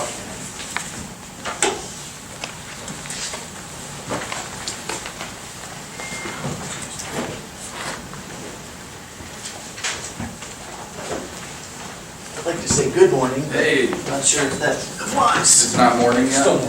Oh, It's still morning. Morning. Good morning. I always have good mornings. I have a few items on the agenda, but before I get into them individually, I just wanted to address the commissioners. We have our 2025 county improvement projects map as a presentation item. It includes a number of resurfacing projects, a reconstruction on Butternut, several bridges, and our traditional striping and culvert program. If you have the map, is there any questions or anything? The only one that jumped off the page for me, Shane, was the agenda on our 8 Fairmount Road, section C and F. Didn't we just do that? We did G and H. Oh, okay. We did from, Or did we? Okay, we did from Sperry to Auburn. that's right. Okay, I'm So sorry. this, at one point, it was gonna be one project, and then we ended up I didn't know if this was splitting like, it into two parts. you know, just like the line striping type stuff, or it's not a full billing job. We already completed that. On the part of Sperry to- east, yeah. yes, correct. Okay. This would be west of Sperry, all the way to 306. Okay, okay, thanks. So these will be all the future projects. Yep, and then we have a couple of projects noted. That we're working on Franklin Street, which borders Cuyahoga County, and there, the western half of that road is in Cuyahoga County, and there are 3 individual communities that are responsible for their portion of Franklin Street, and they are not on the same schedule or fiscal capabilities. So we've been working with those communities as well as Cuyahoga County to try to put that project together. So I have a resolution of convenience, resolution to approve today, so we can continue those discussions in a more formal manner. And then hopefully that project will be an early 2026 project, but it is on the map as something that we're actively working on. Good. And then we have Gingrich Road as well as a potential 2025 or 2026 project. That's a project we did about 12 years ago, and gets a lot of truck traffic. A lot of the semis use it as a shortcut to bypass the Burton Square. And it's starting to really show some signs of fatigue, and we'd like to get to it before it gets worse, yep. So for no further ado, I'll start with item number 8. County Engineer's Office requesting that board approve and execute resolution 24-212 to improve Fairmount Road, County Highway 16, section C through F in Russell and Newburgh Township. Okay, I'll make the motion. Commissioner Levesey? Yes. Commissioner Spillier? Item number 9, Engineer's Office requesting the board approve and execute resolution 24-213 to improve Sperry Road, County Highway 12, sections B through G in Chester, Newberry, and Russell Township.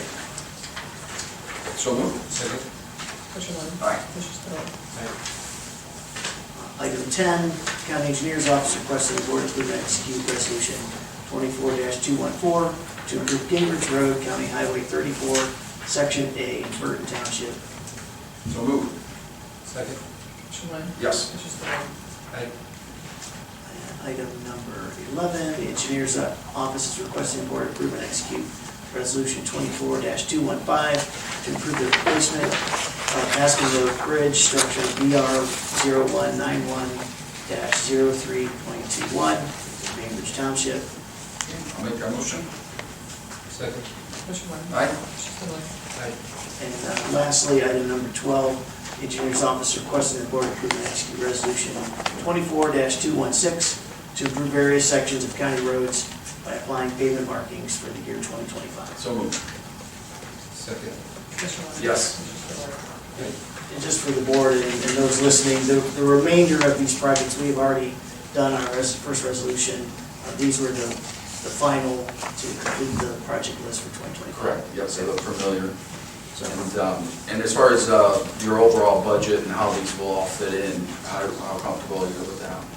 Very. Yeah. We kind of dial that thing in throughout the year. There's a couple projects that we have prepared and ready to go. If our projects come in under budget, or if revenues outpace what we expect and, go through that appropriations process.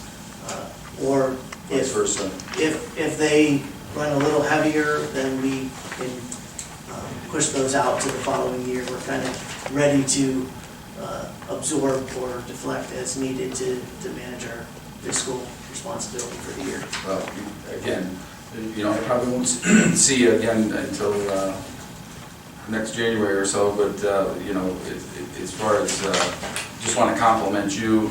The two of us have worked closely with NOACA together over the years, and, the engineer's office and Joe Cattell, I think, comparatively to other counties in Ohio, I think we're right at the top, if not the top office in Ohio. You guys really do a super job. You can tell just by looking at the roads, as soon as you hit the county line, you can see a noticeable difference in any direction you go. And you've always been super thorough and, working within your budgets, but also, I think people in Geauga County at the same time have always expected quality, and that's, I think, what we provide first is quality product, and Shane, you really, I think, have been super great with the Commissioner's Office and keeping us in the loop and explaining things to us, so just want to thank you. Appreciate For being a that. good partner. It's been good working Yeah. with the commissioners, and Yeah. been doing this for 16 years, and I'm proud of what my office does. We take a lot of pride in the work product that we put out, and I agree, it's a pleasant experience entering into the county from an adjacent county, and you know rather immediately that you've crossed the county boundary. Like our rumble strips are actually real rumble strips. Yeah. Yeah. We love what we do. Yeah, no, I appreciate it. And, if you ever need anything, just give me a shout. Very good. All right? Thank you. Thank you. Thank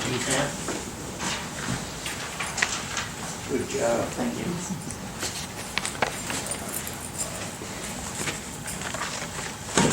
Morning.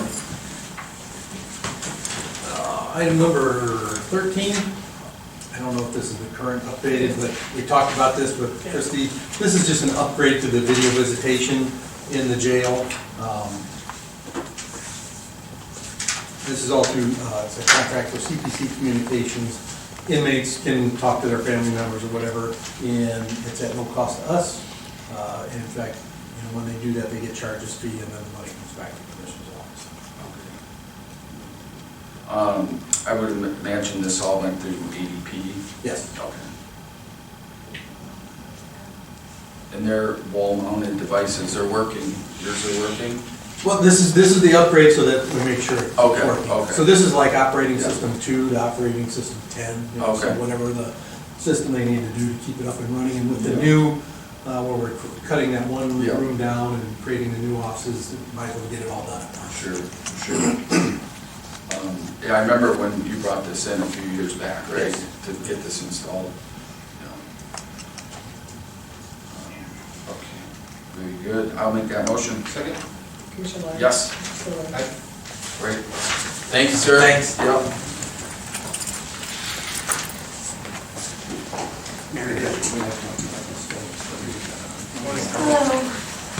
Please, thank you very much. Somebody else take care of it, thank you. All right. Yeah. Item 14 is to execute a lease agreement between the Board of County Commissioners and the Soil and Water District for our county office space, which is our room on the second floor and then the storage room in the basement. This is really just formalizing what we've been doing for Yep. many, many years. Yep. Just making sure we have it in writing. So Very good. Jerry gave me a draft and sent it to the prosecutors, and they commented and approved it tomorrow. Excellent. Okay, very good. I'll make that motion. Second. Commissioner Lyle? Yes. Commissioner Lyle? Thank you. Awesome. And the next item is the county water management and sediment control regulations. We made some revisions to that. They haven't been revised since 2020, so they kind of need to be done. Mhm. So we sent that up to you, have to advertise it for hearings and publish it in a legal notice for those hearings. Very good. Okay, so move. Second. Commissioner Lyle? Yes. Aye. Thank you. Awesome. Thanks so much. Merry Christmas. You too. Thank you.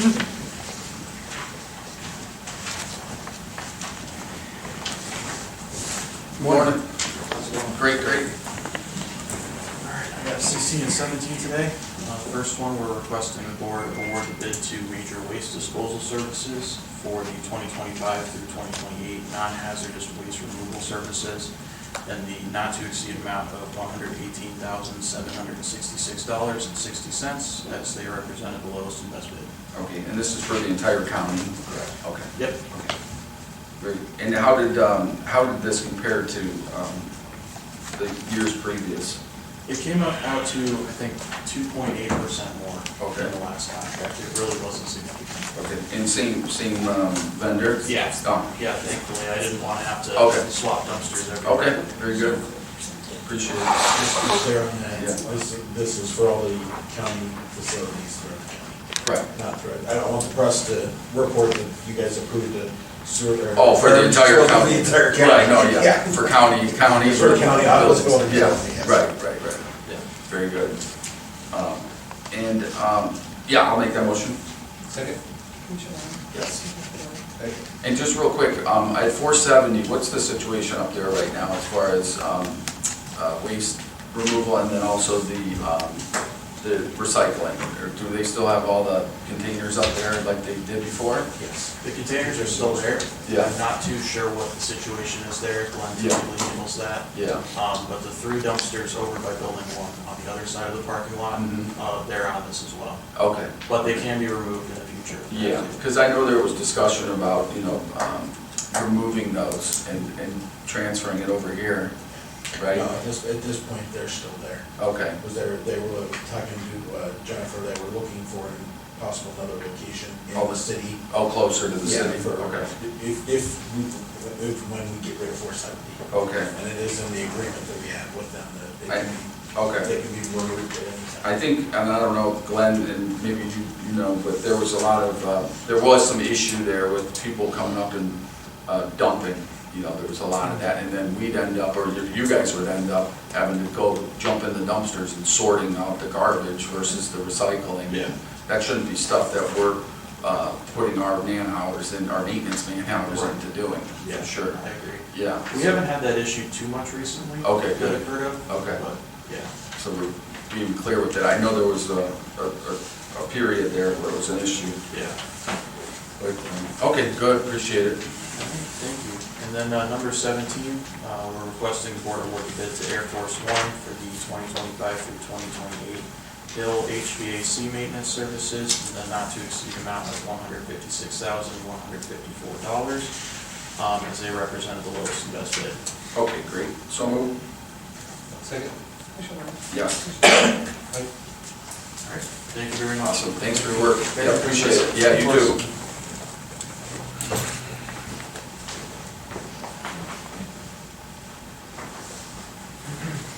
How we doing? Good. Next item on the agenda has been about a year in the works. It's requesting the board approve and execute the agreement between the Geauga County Board of Commissioners and University Hospital's Geauga Medical Center, accepting the terms that hereby permits the hospital to tie into the County Services Center water system for domestic water service and fire service at 4 separate points, and agrees to waive the tap-in fees for the 4 connections, and in return received through bill of sale the existing UH well number 4 and associated mechanical equipment. So just to work out an agreement with them to provide them with domestic service, fire service upon the completion of their fire service loop. Their existing well number 4, which is a very well producing, good producer, will be added to our system. They help reinforce our system. Well, this, I know is something that you've been working on for quite some time, and Linda, also everyone in our office has been working on with in partnership with the hospital, and this is a great, in my opinion, a great solution to a problem that the hospital came to us with when they were having issues with their water quality, correct? And I know there was some confusion early on as to, you know, the county was the one providing them water or something, which was not the case, that they were getting well water out of the ground that was, you know, like this area has lots of iron in it, just like probably the majority of your homes. But for a hospital, when you're sterilizing equipment and such like that, that can be an issue. So this thing will really improve on that ability for them, correct? In addition to that, and there's representatives from the hospital here. Oh, yeah, I'm sorry. But in addition to that, I think when they switched management companies, their facilities management, it was they wanted to look into that, you know, instead of just using their system. So it's part of that. Okay. You know, it's twofold, right? The water quality that, you know, we're providing to the entire services area. They have a treatment system, we can provide that service. So again, it's a complete partnership. Great. On how this will work, but I think everybody benefits. The Absolutely. system was originally designed to include the hospital. So it helps with our turnover, or, you know, of the system's water. So all in all, I think it's a complete, Everybody it's a complete benefits. package for everybody to benefit from this, and it's great for everybody who utilizes the hospital. Absolutely, and I think that leads into, you know, even a bigger view of just what this area is someday. You know, I know we've talked about this since even, you know, prior to this building even being thought of, but, you know, I think this area is more than just some buildings that, you know, service different clientele. There's a lot of synergy between these, you know, you got JFS, you've got the veterans, you know, using the hospital, vice versa, back and forth, the health department. So, you know, I'd still like to see the next step someday in what this potentially could be. It could be more than that, I think. I think this could be like a corridor of some sort. You know, it could even, the branding of what this area is, I think could be elaborated on and improved on, whether it be like the health corridor for Geauga or something along those lines. And, you know, I'd love to see someday, and I know it's been discussed, the hospital would love to see it with all their patients that are coming in from not just locally, but all over the Midwest, really. They're flying in and traveling in from all over different states, is a place to stay. You know, it would be fantastic to see, and I think right out our front door here is a super place potentially, you know, to have some type of hotel, you know, for the cancer patients and their families, so they're not having to maybe drive to Lake County or such like that. And also, the private sector, you know, it'd be great to have that cornerstone of some type of business in here. I don't know whether it relates to health care or not, or some way, but, you know, I think long story short, I think there's a ton of potential for what this area could be, you know, and the hospital's been awesome to work with, and so, and thank you guys for showing up today. Yeah. All right, good. Need a motion? Okay, so, yeah, I'm going on and on. Second. Yes. Thank you very much. Yeah, thank you, appreciate it. Item 19 on the agenda, this is a redo. On 4th, Commissioner Spudler signed our DEFA loan paperwork. EPA, OEPA asked for some corrections to the documents and asked for them to be re-signed. This is for the McFarland project loan. So requesting the board approve and authorize Commissioner Spudler, President of the board, to execute the revised DEFA Division of Environmental Financial Assistance application forms in 4 locations for the McFarland Creek wastewater treatment plant renovation and upgrade project. Okay, so move. Second. Yes. Thank you very much. Awesome, thanks, good work. Appreciate it. Yeah, on behalf of the hospital, we just want to, again, say thank you to Nick for making this happen and working so well with us. Yeah, well, you guys, same to you. Yep.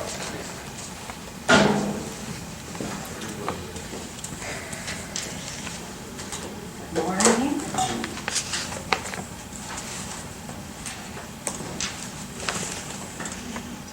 Some contract executions on the agenda today. The first is for our elderly nutrition program. We did go to bid for the elderly nutrition program and awarded the contract to Simba and Snap Gourmet Foods. So we are executing the contract for a 2-year period of January 1st, 2025 to December 31st, 2026. For an amount not to exceed $1,041,460. And for the next item, we are asking for the board to accept the performance bond from Simba and Snap Gourmet Foods and release their bid bond. That's number 20 and 21. Okay, I'll make a motion on 20 and 21. Second. Yes. The next few items on the agenda are regarding our Assistance with Daily Living program for Geauga residents age 60 and over. The first is dealing with insurance for 2 of our companies, Cherished Companions Home Care LLC and The Hills at Home. We are asking the board to waive the irregularity in the general liability insurance as they provided claims made level of commercial liability insurance rather than the per occurrence level of commercial general liability insurance. And the deviation is not substantial, and the bids respond to all the bid specifications and all other material respects. And I brought this up last time, but I do have I don't know if it really, I'm just going to put it out there. I had quite a bit of interaction with Cherished Companions Home Care for the last probably year or so, and just on purely a business relationship with them back and forth. They're providing service to our family. Okay. I don't know if that really precludes me from voting on this. I would say probably not, since there's only 2 of us here today. And there's also other vendors included in this, correct? I do know we did go to bid for the home care. There were 4 companies who responded. 1 we excluded and asked the commissioners not to award a bid to based upon customer service. So 3 of the providers that met our customer service qualifications, we all awarded bids to. Okay. And we are all executing a contract with the other 3 providers today. All right, I'm going to make a motion on agenda item number 22. Second. Yes?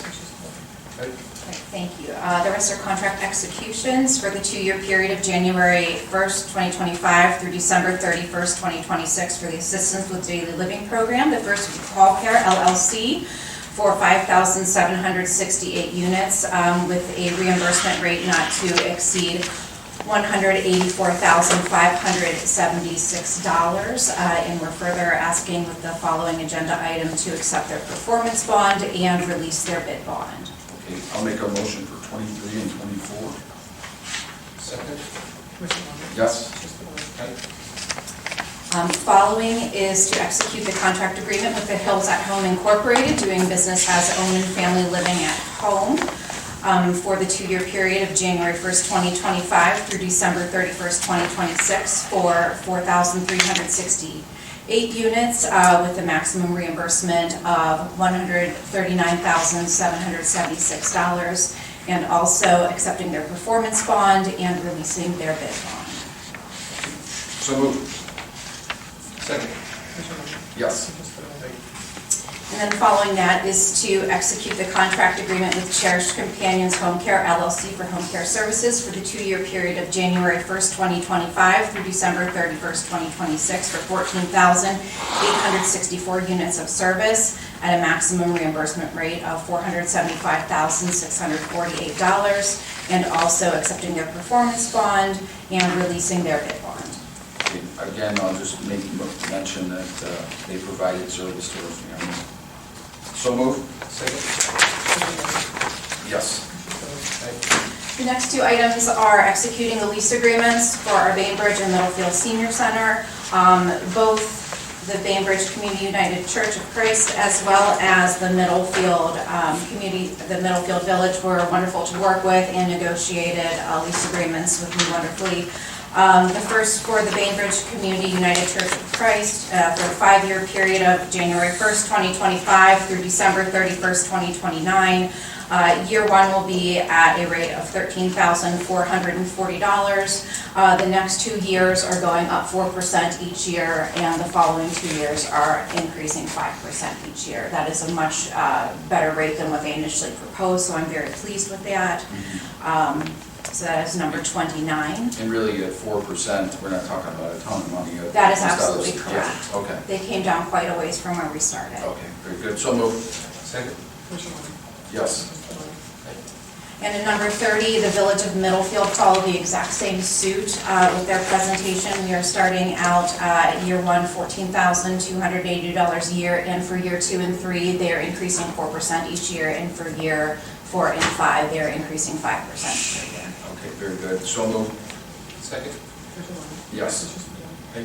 Number 31, in lieu of the recent credit card policy that the county came out with, I am requesting that our department be allowed to apply for a credit card. We do have 4 senior centers, 1 adult day center, and 1 administrative service center. So I am asking for a credit limit of $15,000 just because of how many different facilities that we operate. And this is through the Geauga Credit Union, which is where we do business. Okay, and just real quick, did you have a credit card before? We don't. You didn't, okay. And then, okay.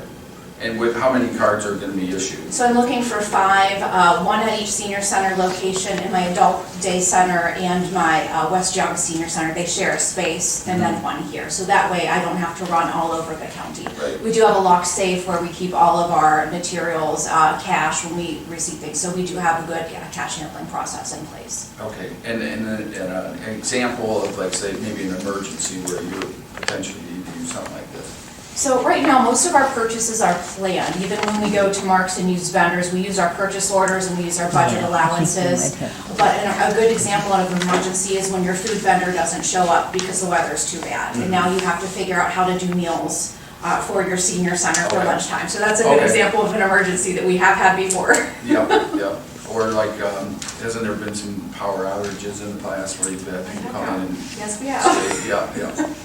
You find yourself buying a couple hundred gallons of water somewhere. Okay, very good. Okay, I'll make the motion to approve. Second? Yes.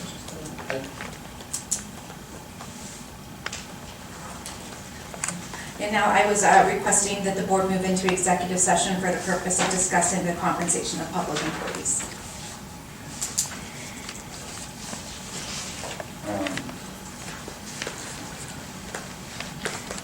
Do you want to move into executive session after some of these, or do you want to? Yeah, why don't we just knock these out real quick, and if we can do that? Yeah, Absolutely, I'm flexible, whatever you like, Yeah. absolutely. Yeah. The next item, number 33, is the schedule of individuals, the new elected and re-elected individuals who, for the employee dishonesty and faithful performance of duty policy under our course of insurance, rather than them having to obtain bonds for their term. Okay, so that, Get the updated list with the new, with all, any newly elected, as well as the new terms for each of the elected officials. so we're not gonna do the bonds anymore? We have not done the bonds for 4 or 6 years now. Okay, I wasn't sure. Once they change the law, the county paid for the bonds anyway. I remember doing the bonds. yeah. The county paid for the bonds anyway, so we already have the insurance, why pay for the bonds anyway? Okay. We're limited to do it. Okay, all right, I'll make the motion. Second? Yes. I can do this one if you want. You guys know that we had promoted Megan from the front desk position to take Kelly's place when she left. Yep. And so Jerry and I took this opportunity to take a look at that job and identify some administrative needs within the office that we wanted to explicitly cover with this job. So we're asking you to approve the creation, title, and job description for the position of administrative/fiscal assistant to be effective December 17th. Okay, very good, I will make the motion. Second? Yes. And then we have to revise the organizational chart to reflect that by removing the fiscal assistant position and putting in the administrative fiscal assistant position instead. Okay, so moved. And Debbie's current position is? She is fiscal specialist. All right, second? Yes. I do want you to know that we had a lot of input from the staff on this. Everybody was heard, everybody's ideas were incorporated, but we really wanted to get some specific help to back up the clerk a little bit and to explicitly back up Kathy with some of the stuff that she does. Not that these things weren't happening already, but we wanted to put it in the job description. And this is not an entry-level position. So we beefed up the salary and we beefed up the requirements because we want to attract a better, not suggesting that what we have had in the past isn't good, but we're just hoping we can attract some really good applicants. No, in that office, you know, the way I've always seen it is everybody has always been capable and willing to jump in wherever they're needed. Absolutely. You know, it's not like we have all these individual silos where we're paying, you know, just this is all I do, you know. Right.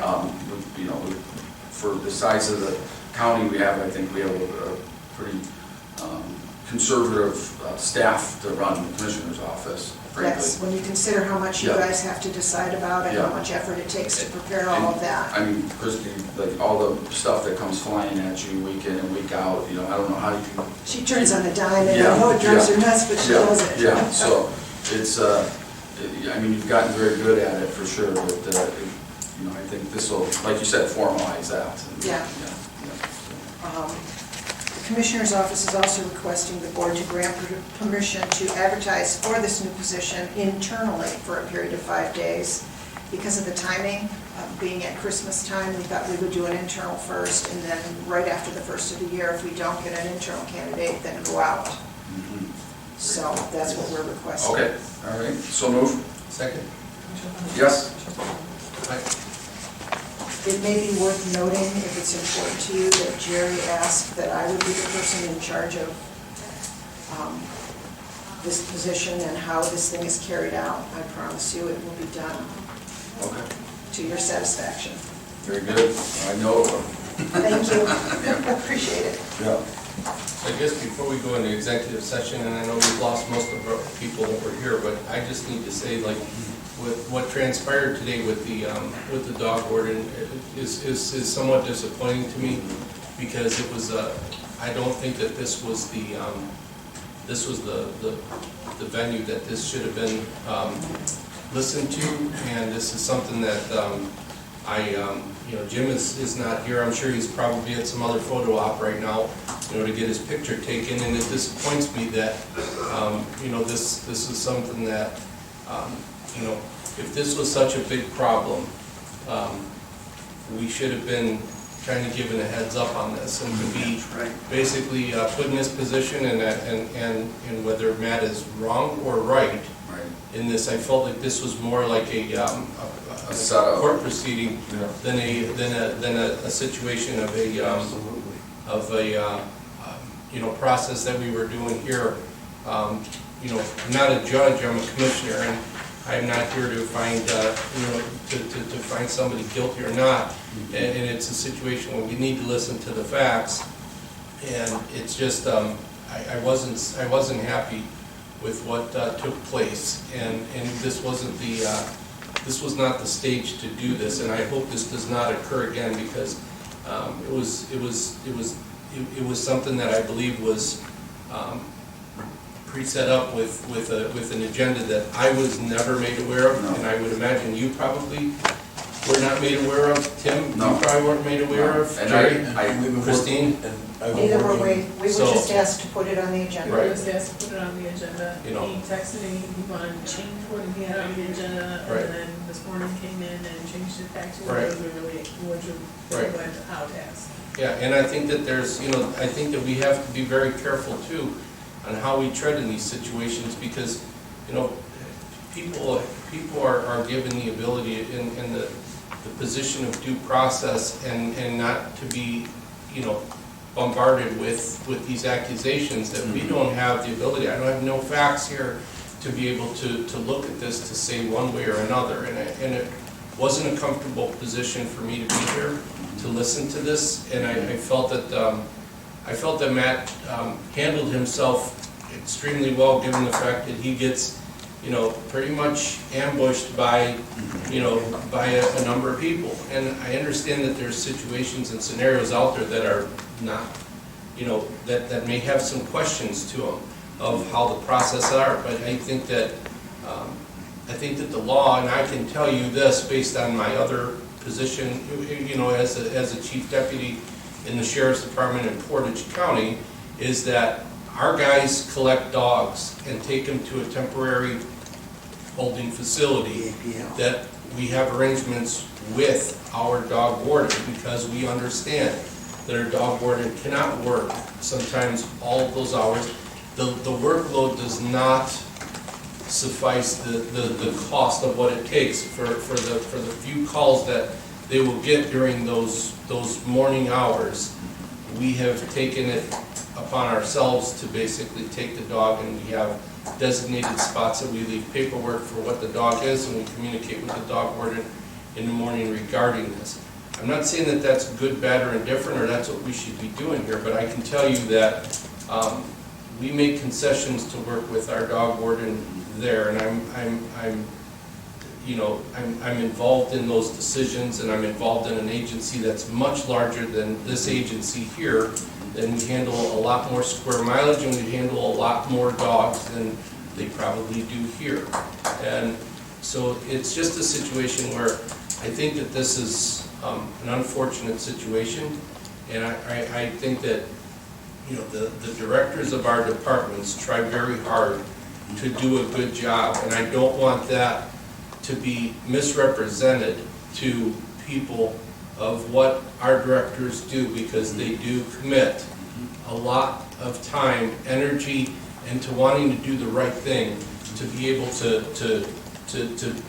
serve this county at the highest level that is possible. And I'm just really disturbed with what took place today, and I'm just here to say 100% that when I walked into this and I saw the agenda yesterday on my email that this was on there, that I had absolutely no knowledge of any of this, and I'm just really disappointed. I'm disappointed in Jim Dvorak for trying to put this thing in a public position like this. We've had employee issues over the last 13 years that I have been a commissioner. We've had employee issues that you deal with employee issues, and we deal with employee issues in a way that we gather facts, we put together a plan, and we put together, whether it's someone being as far as termination, disciplined of time off, written reprimands, whatever the case may be, we have done that, and I feel we do that very, very effectively, efficiently, and we continue to maintain the integrity of the person. But I just, I needed to say something publicly because I had no idea that that was what was going to take place today. And I'm very disappointed on how that process went down, and my apologies to everybody here to have observed that, and I don't think that was, it lacked class, it lacked professionalism, and it was something that was not the way to be done, and I think that our people deserve better. That's right. And that's the way that I see it. You're, I agree 100% with everything you said, and What happened today was terrible. It should never ever happen again. You don't bring a man in who's dedicated his life to his job and try to crucify him in front of all of us. And I hope the newspapers keep this in mind when they write up their articles about what's going to be in the paper next week. That man should not have been here. It should not have ever been in front of any one of us, except the commissioners. Maybe sometime when the Department of Age, you're going to have something for. Yeah, I mean, it totally caught me by surprise. How that was ever allowed to be put in here is a disgrace to the county. Yeah, I agree. And hopefully it never happens again. Yeah. Thank you. Yeah, I agree with you, Howard. I think this was not the forum for it. Never. This totally caught me by surprise. And the comment that really caught me surprised was, or the suggestion that the sheriff's department now wants to stand up and take over the dog warden. That is the first, I've never Budgetarily, what does that cost us? How does it, how does it cost us? And let's do it next week, by the way.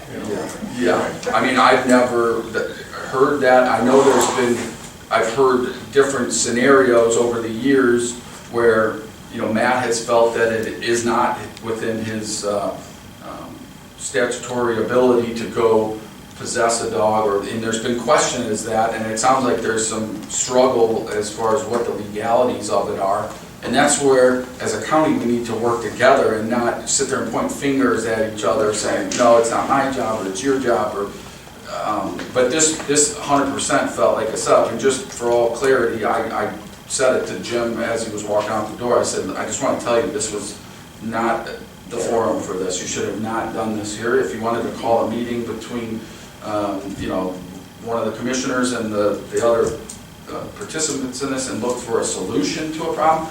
But again, this goes to a larger issue that I've witnessed over the last 4 or 5 years. When I first came in as a commissioner, it was truly a group effort, like it was a team effort. Now, not to say we always agreed, and there were some heated things, but at the end of the day, everybody looked to find a resolution or solution to the problem and then move on with life. But now, it's almost like, let's sit back, start a little fire, and I'll throw a can of gasoline on it to see if I can get this thing really roaring.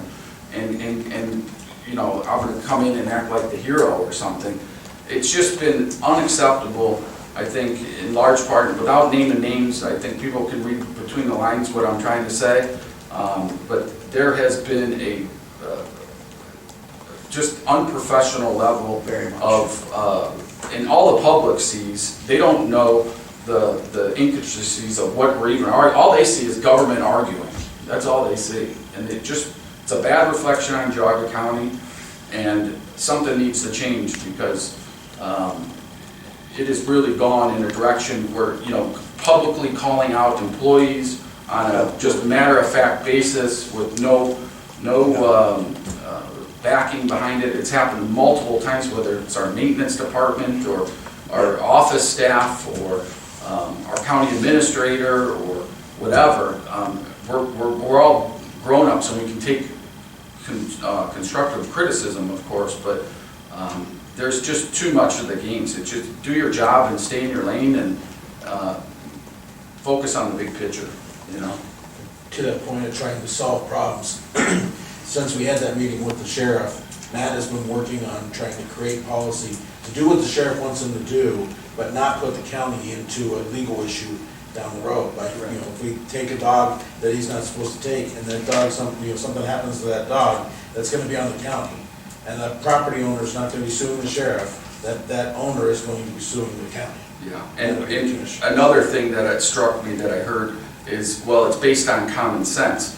We cannot run something like this based on common sense, because one person's common sense and another can be completely different. There needs to be some type of policy when the trigger goes off and it's, hey, we need this done. It's gotta be boom, boom, boom, boom, and follow a prescription of how it's gonna be dealt with. Not common sense. We don't fly by the seat of our pants, or at least I hope we don't, you know. Again, for whatever it matters, I'd like to apologize on behalf of this, just today, and the occurrence of today. It was completely unprofessional, and those involved, to me, it felt like somewhat of a setup of some sort, because I was not in the loop at all on this. Yeah, totally took me by surprise, so I didn't appreciate it. So. Yeah. Okay. President Boyd, can I say thank you for saying that? Yeah. It means a lot to us. Yeah, yeah. Yes, ma'am.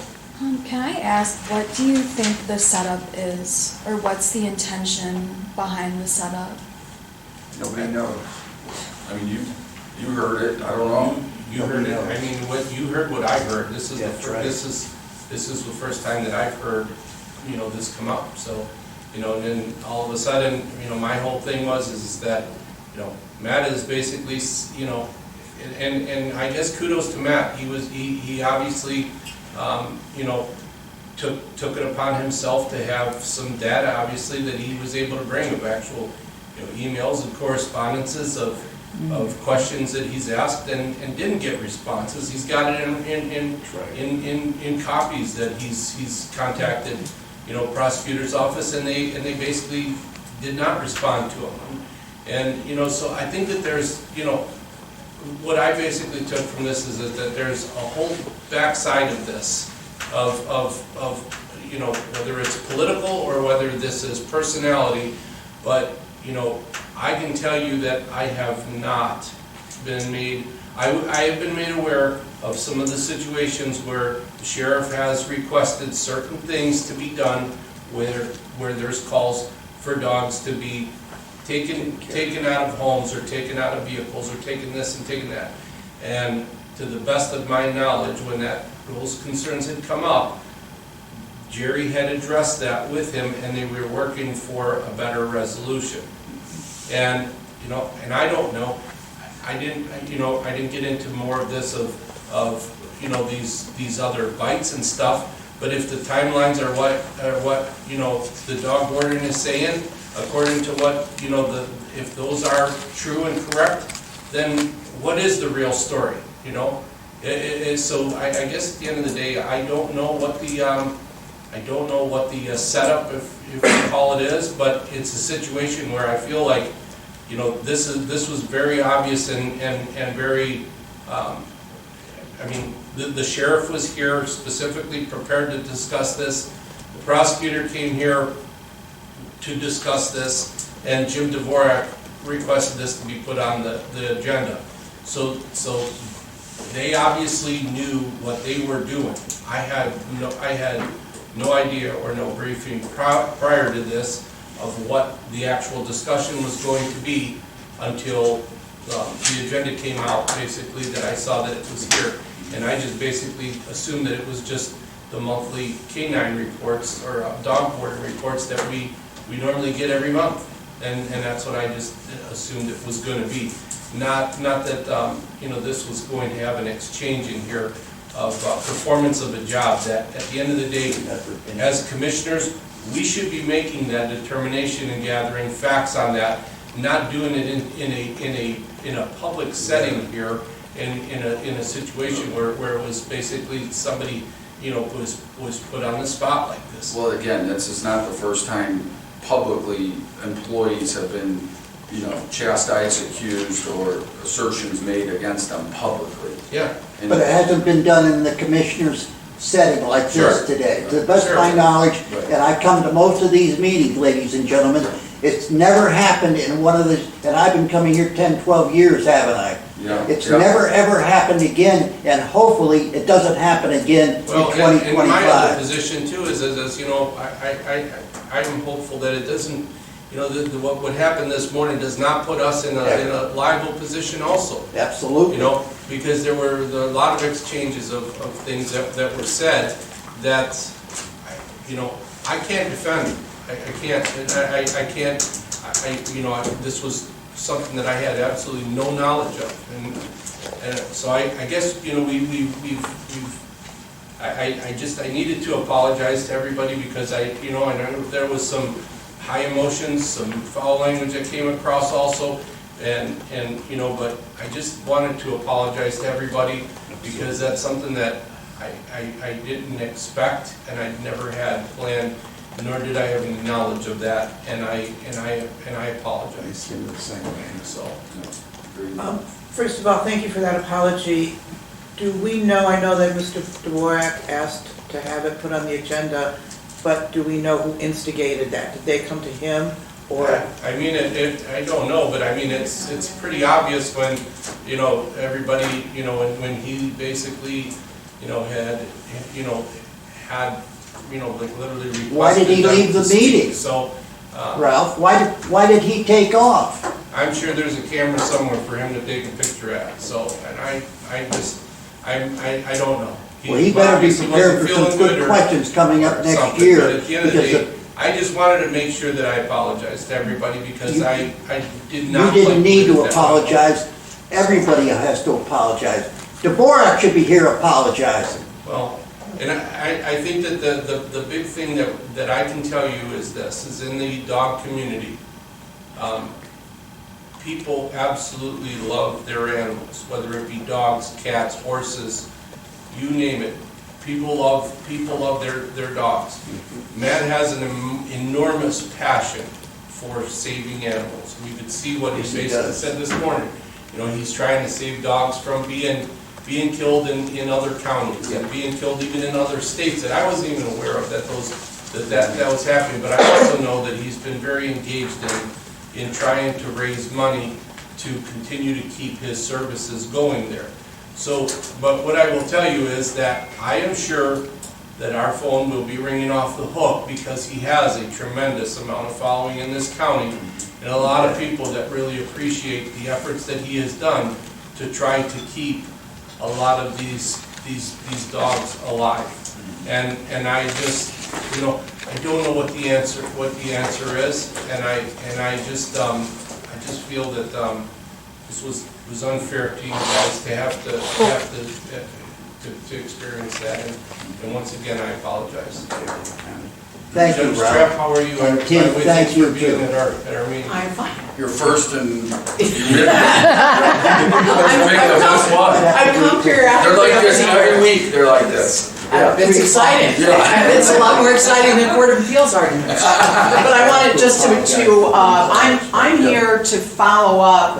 I understand from the last commissioners meeting, and I'm here on behalf of the Geauga County Bar Association, that there was a resolution passed supporting the county becoming an America 250 community that would enable us, as the Bar Association, to be able to timely apply for a grant for the Time Capsule Project and for the History Project. Administrator Morgan has sent us a letter of support, but we do need that signed resolution. Okay. That was an add-on I had here. Okay. Oh, good. And I'm here, once it's Perfect. And we can signed, get it signed and rectified. and we will submit it. And Sorry for, if I would have known, unless you were enjoying it. We No. Yeah. No, elaborate a little more. I know Commissioner Dvorak gave us just kind of a brief, but it sounds like a really positive thing that. Sure. Elaborate on that a little bit. Sure, what we were doing, how this started, most people should be aware that on July 4th of 2026, we'll be celebrating 250 years of our country's independence. And I got involved in it because Chief Justice asked me to lead an effort on the judicial branch in all 88 counties. She asked me to do it in Trumbull County. I guess that's because the Court of Appeals is headquartered in Warren. Sure. But I'm a Geauga County resident, Right. and I asked her if I could take over here in Geauga with the consent of our other judges, so that's why I'm here. Awesome. Our Bar Association took on the project of a time capsule. We have a dedicated spot in the new annex. Oh, good. And we wanted to do this without any cost to the county. So that's why we're applying for a grant. America 250 has grants for both the time capsule and for mailings. We're going to do this in conjunction with our Law Day activities over the next 2 years for a contest for students to nominate items to be put in the time capsule. And we also want to do a history project. We already started it. I had an intern, Geauga County history student at Ohio State, who spent the summer with me doing research on our judicial system, the judges, some of our more high-profile cases back in the day, and the history of our courthouse. So we're trying to put together a road show, so to speak, that we can either do and invite students into the courthouse or take to the schools to educate one about our judicial system and the rich history and the part that Geauga County played in maintaining our independence. That sounds really interesting. It should be a lot of fun. Yeah. So I thank you all Yeah. and happy to come back and give some updates about what we do. I'm hoping we have a grant application, which I've already completed, and with that resolution it'll be submitted, and hopefully if they have another round of grants, we will do that. And we won't have to come back to the county commissioners for any money for that program. Let's get this handled here. Okay. I don't know. Yep. So there's a motion supporting the Ohio Commission for the United States Semi-Quincentennial America 250, Ohio. Second. Okay. Yes. I,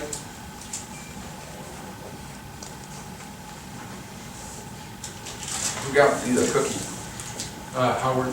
Oh, thank you. The cookies are. I should have known with the sweater. Santa Claus brought the cookies. Yeah. Help Yeah. yourself to what's here, please. Thank you. Thank you, and Merry Christmas. How early did you get up to make these? It started 3 weeks ago. It's called Sugar Me. I didn't know you were such an artist. Sugar Me, downtown Sugar Me. Yeah. Oh, that's great. That's a good place. That's awesome. Does anybody else have any other questions? And then we're going to go back into executive session, but I don't think there's going to be any action today. Is this just discussion? It was intended to be action, Okay, all right, okay. but we will not take long. Okay, awesome. All right. Okay, which one's which here? Okay. I'll finish my document. Okay. Okay, and then you can get the draft. I have to mark the tree yet. Okay, great, great. Thank you so much for coming in. Thank Good you. luck. Thank Yeah. Thank you. We appreciate it. I did more than It's an important project. I'll make the motion to go into executive session. Yeah, Linda, Jessica.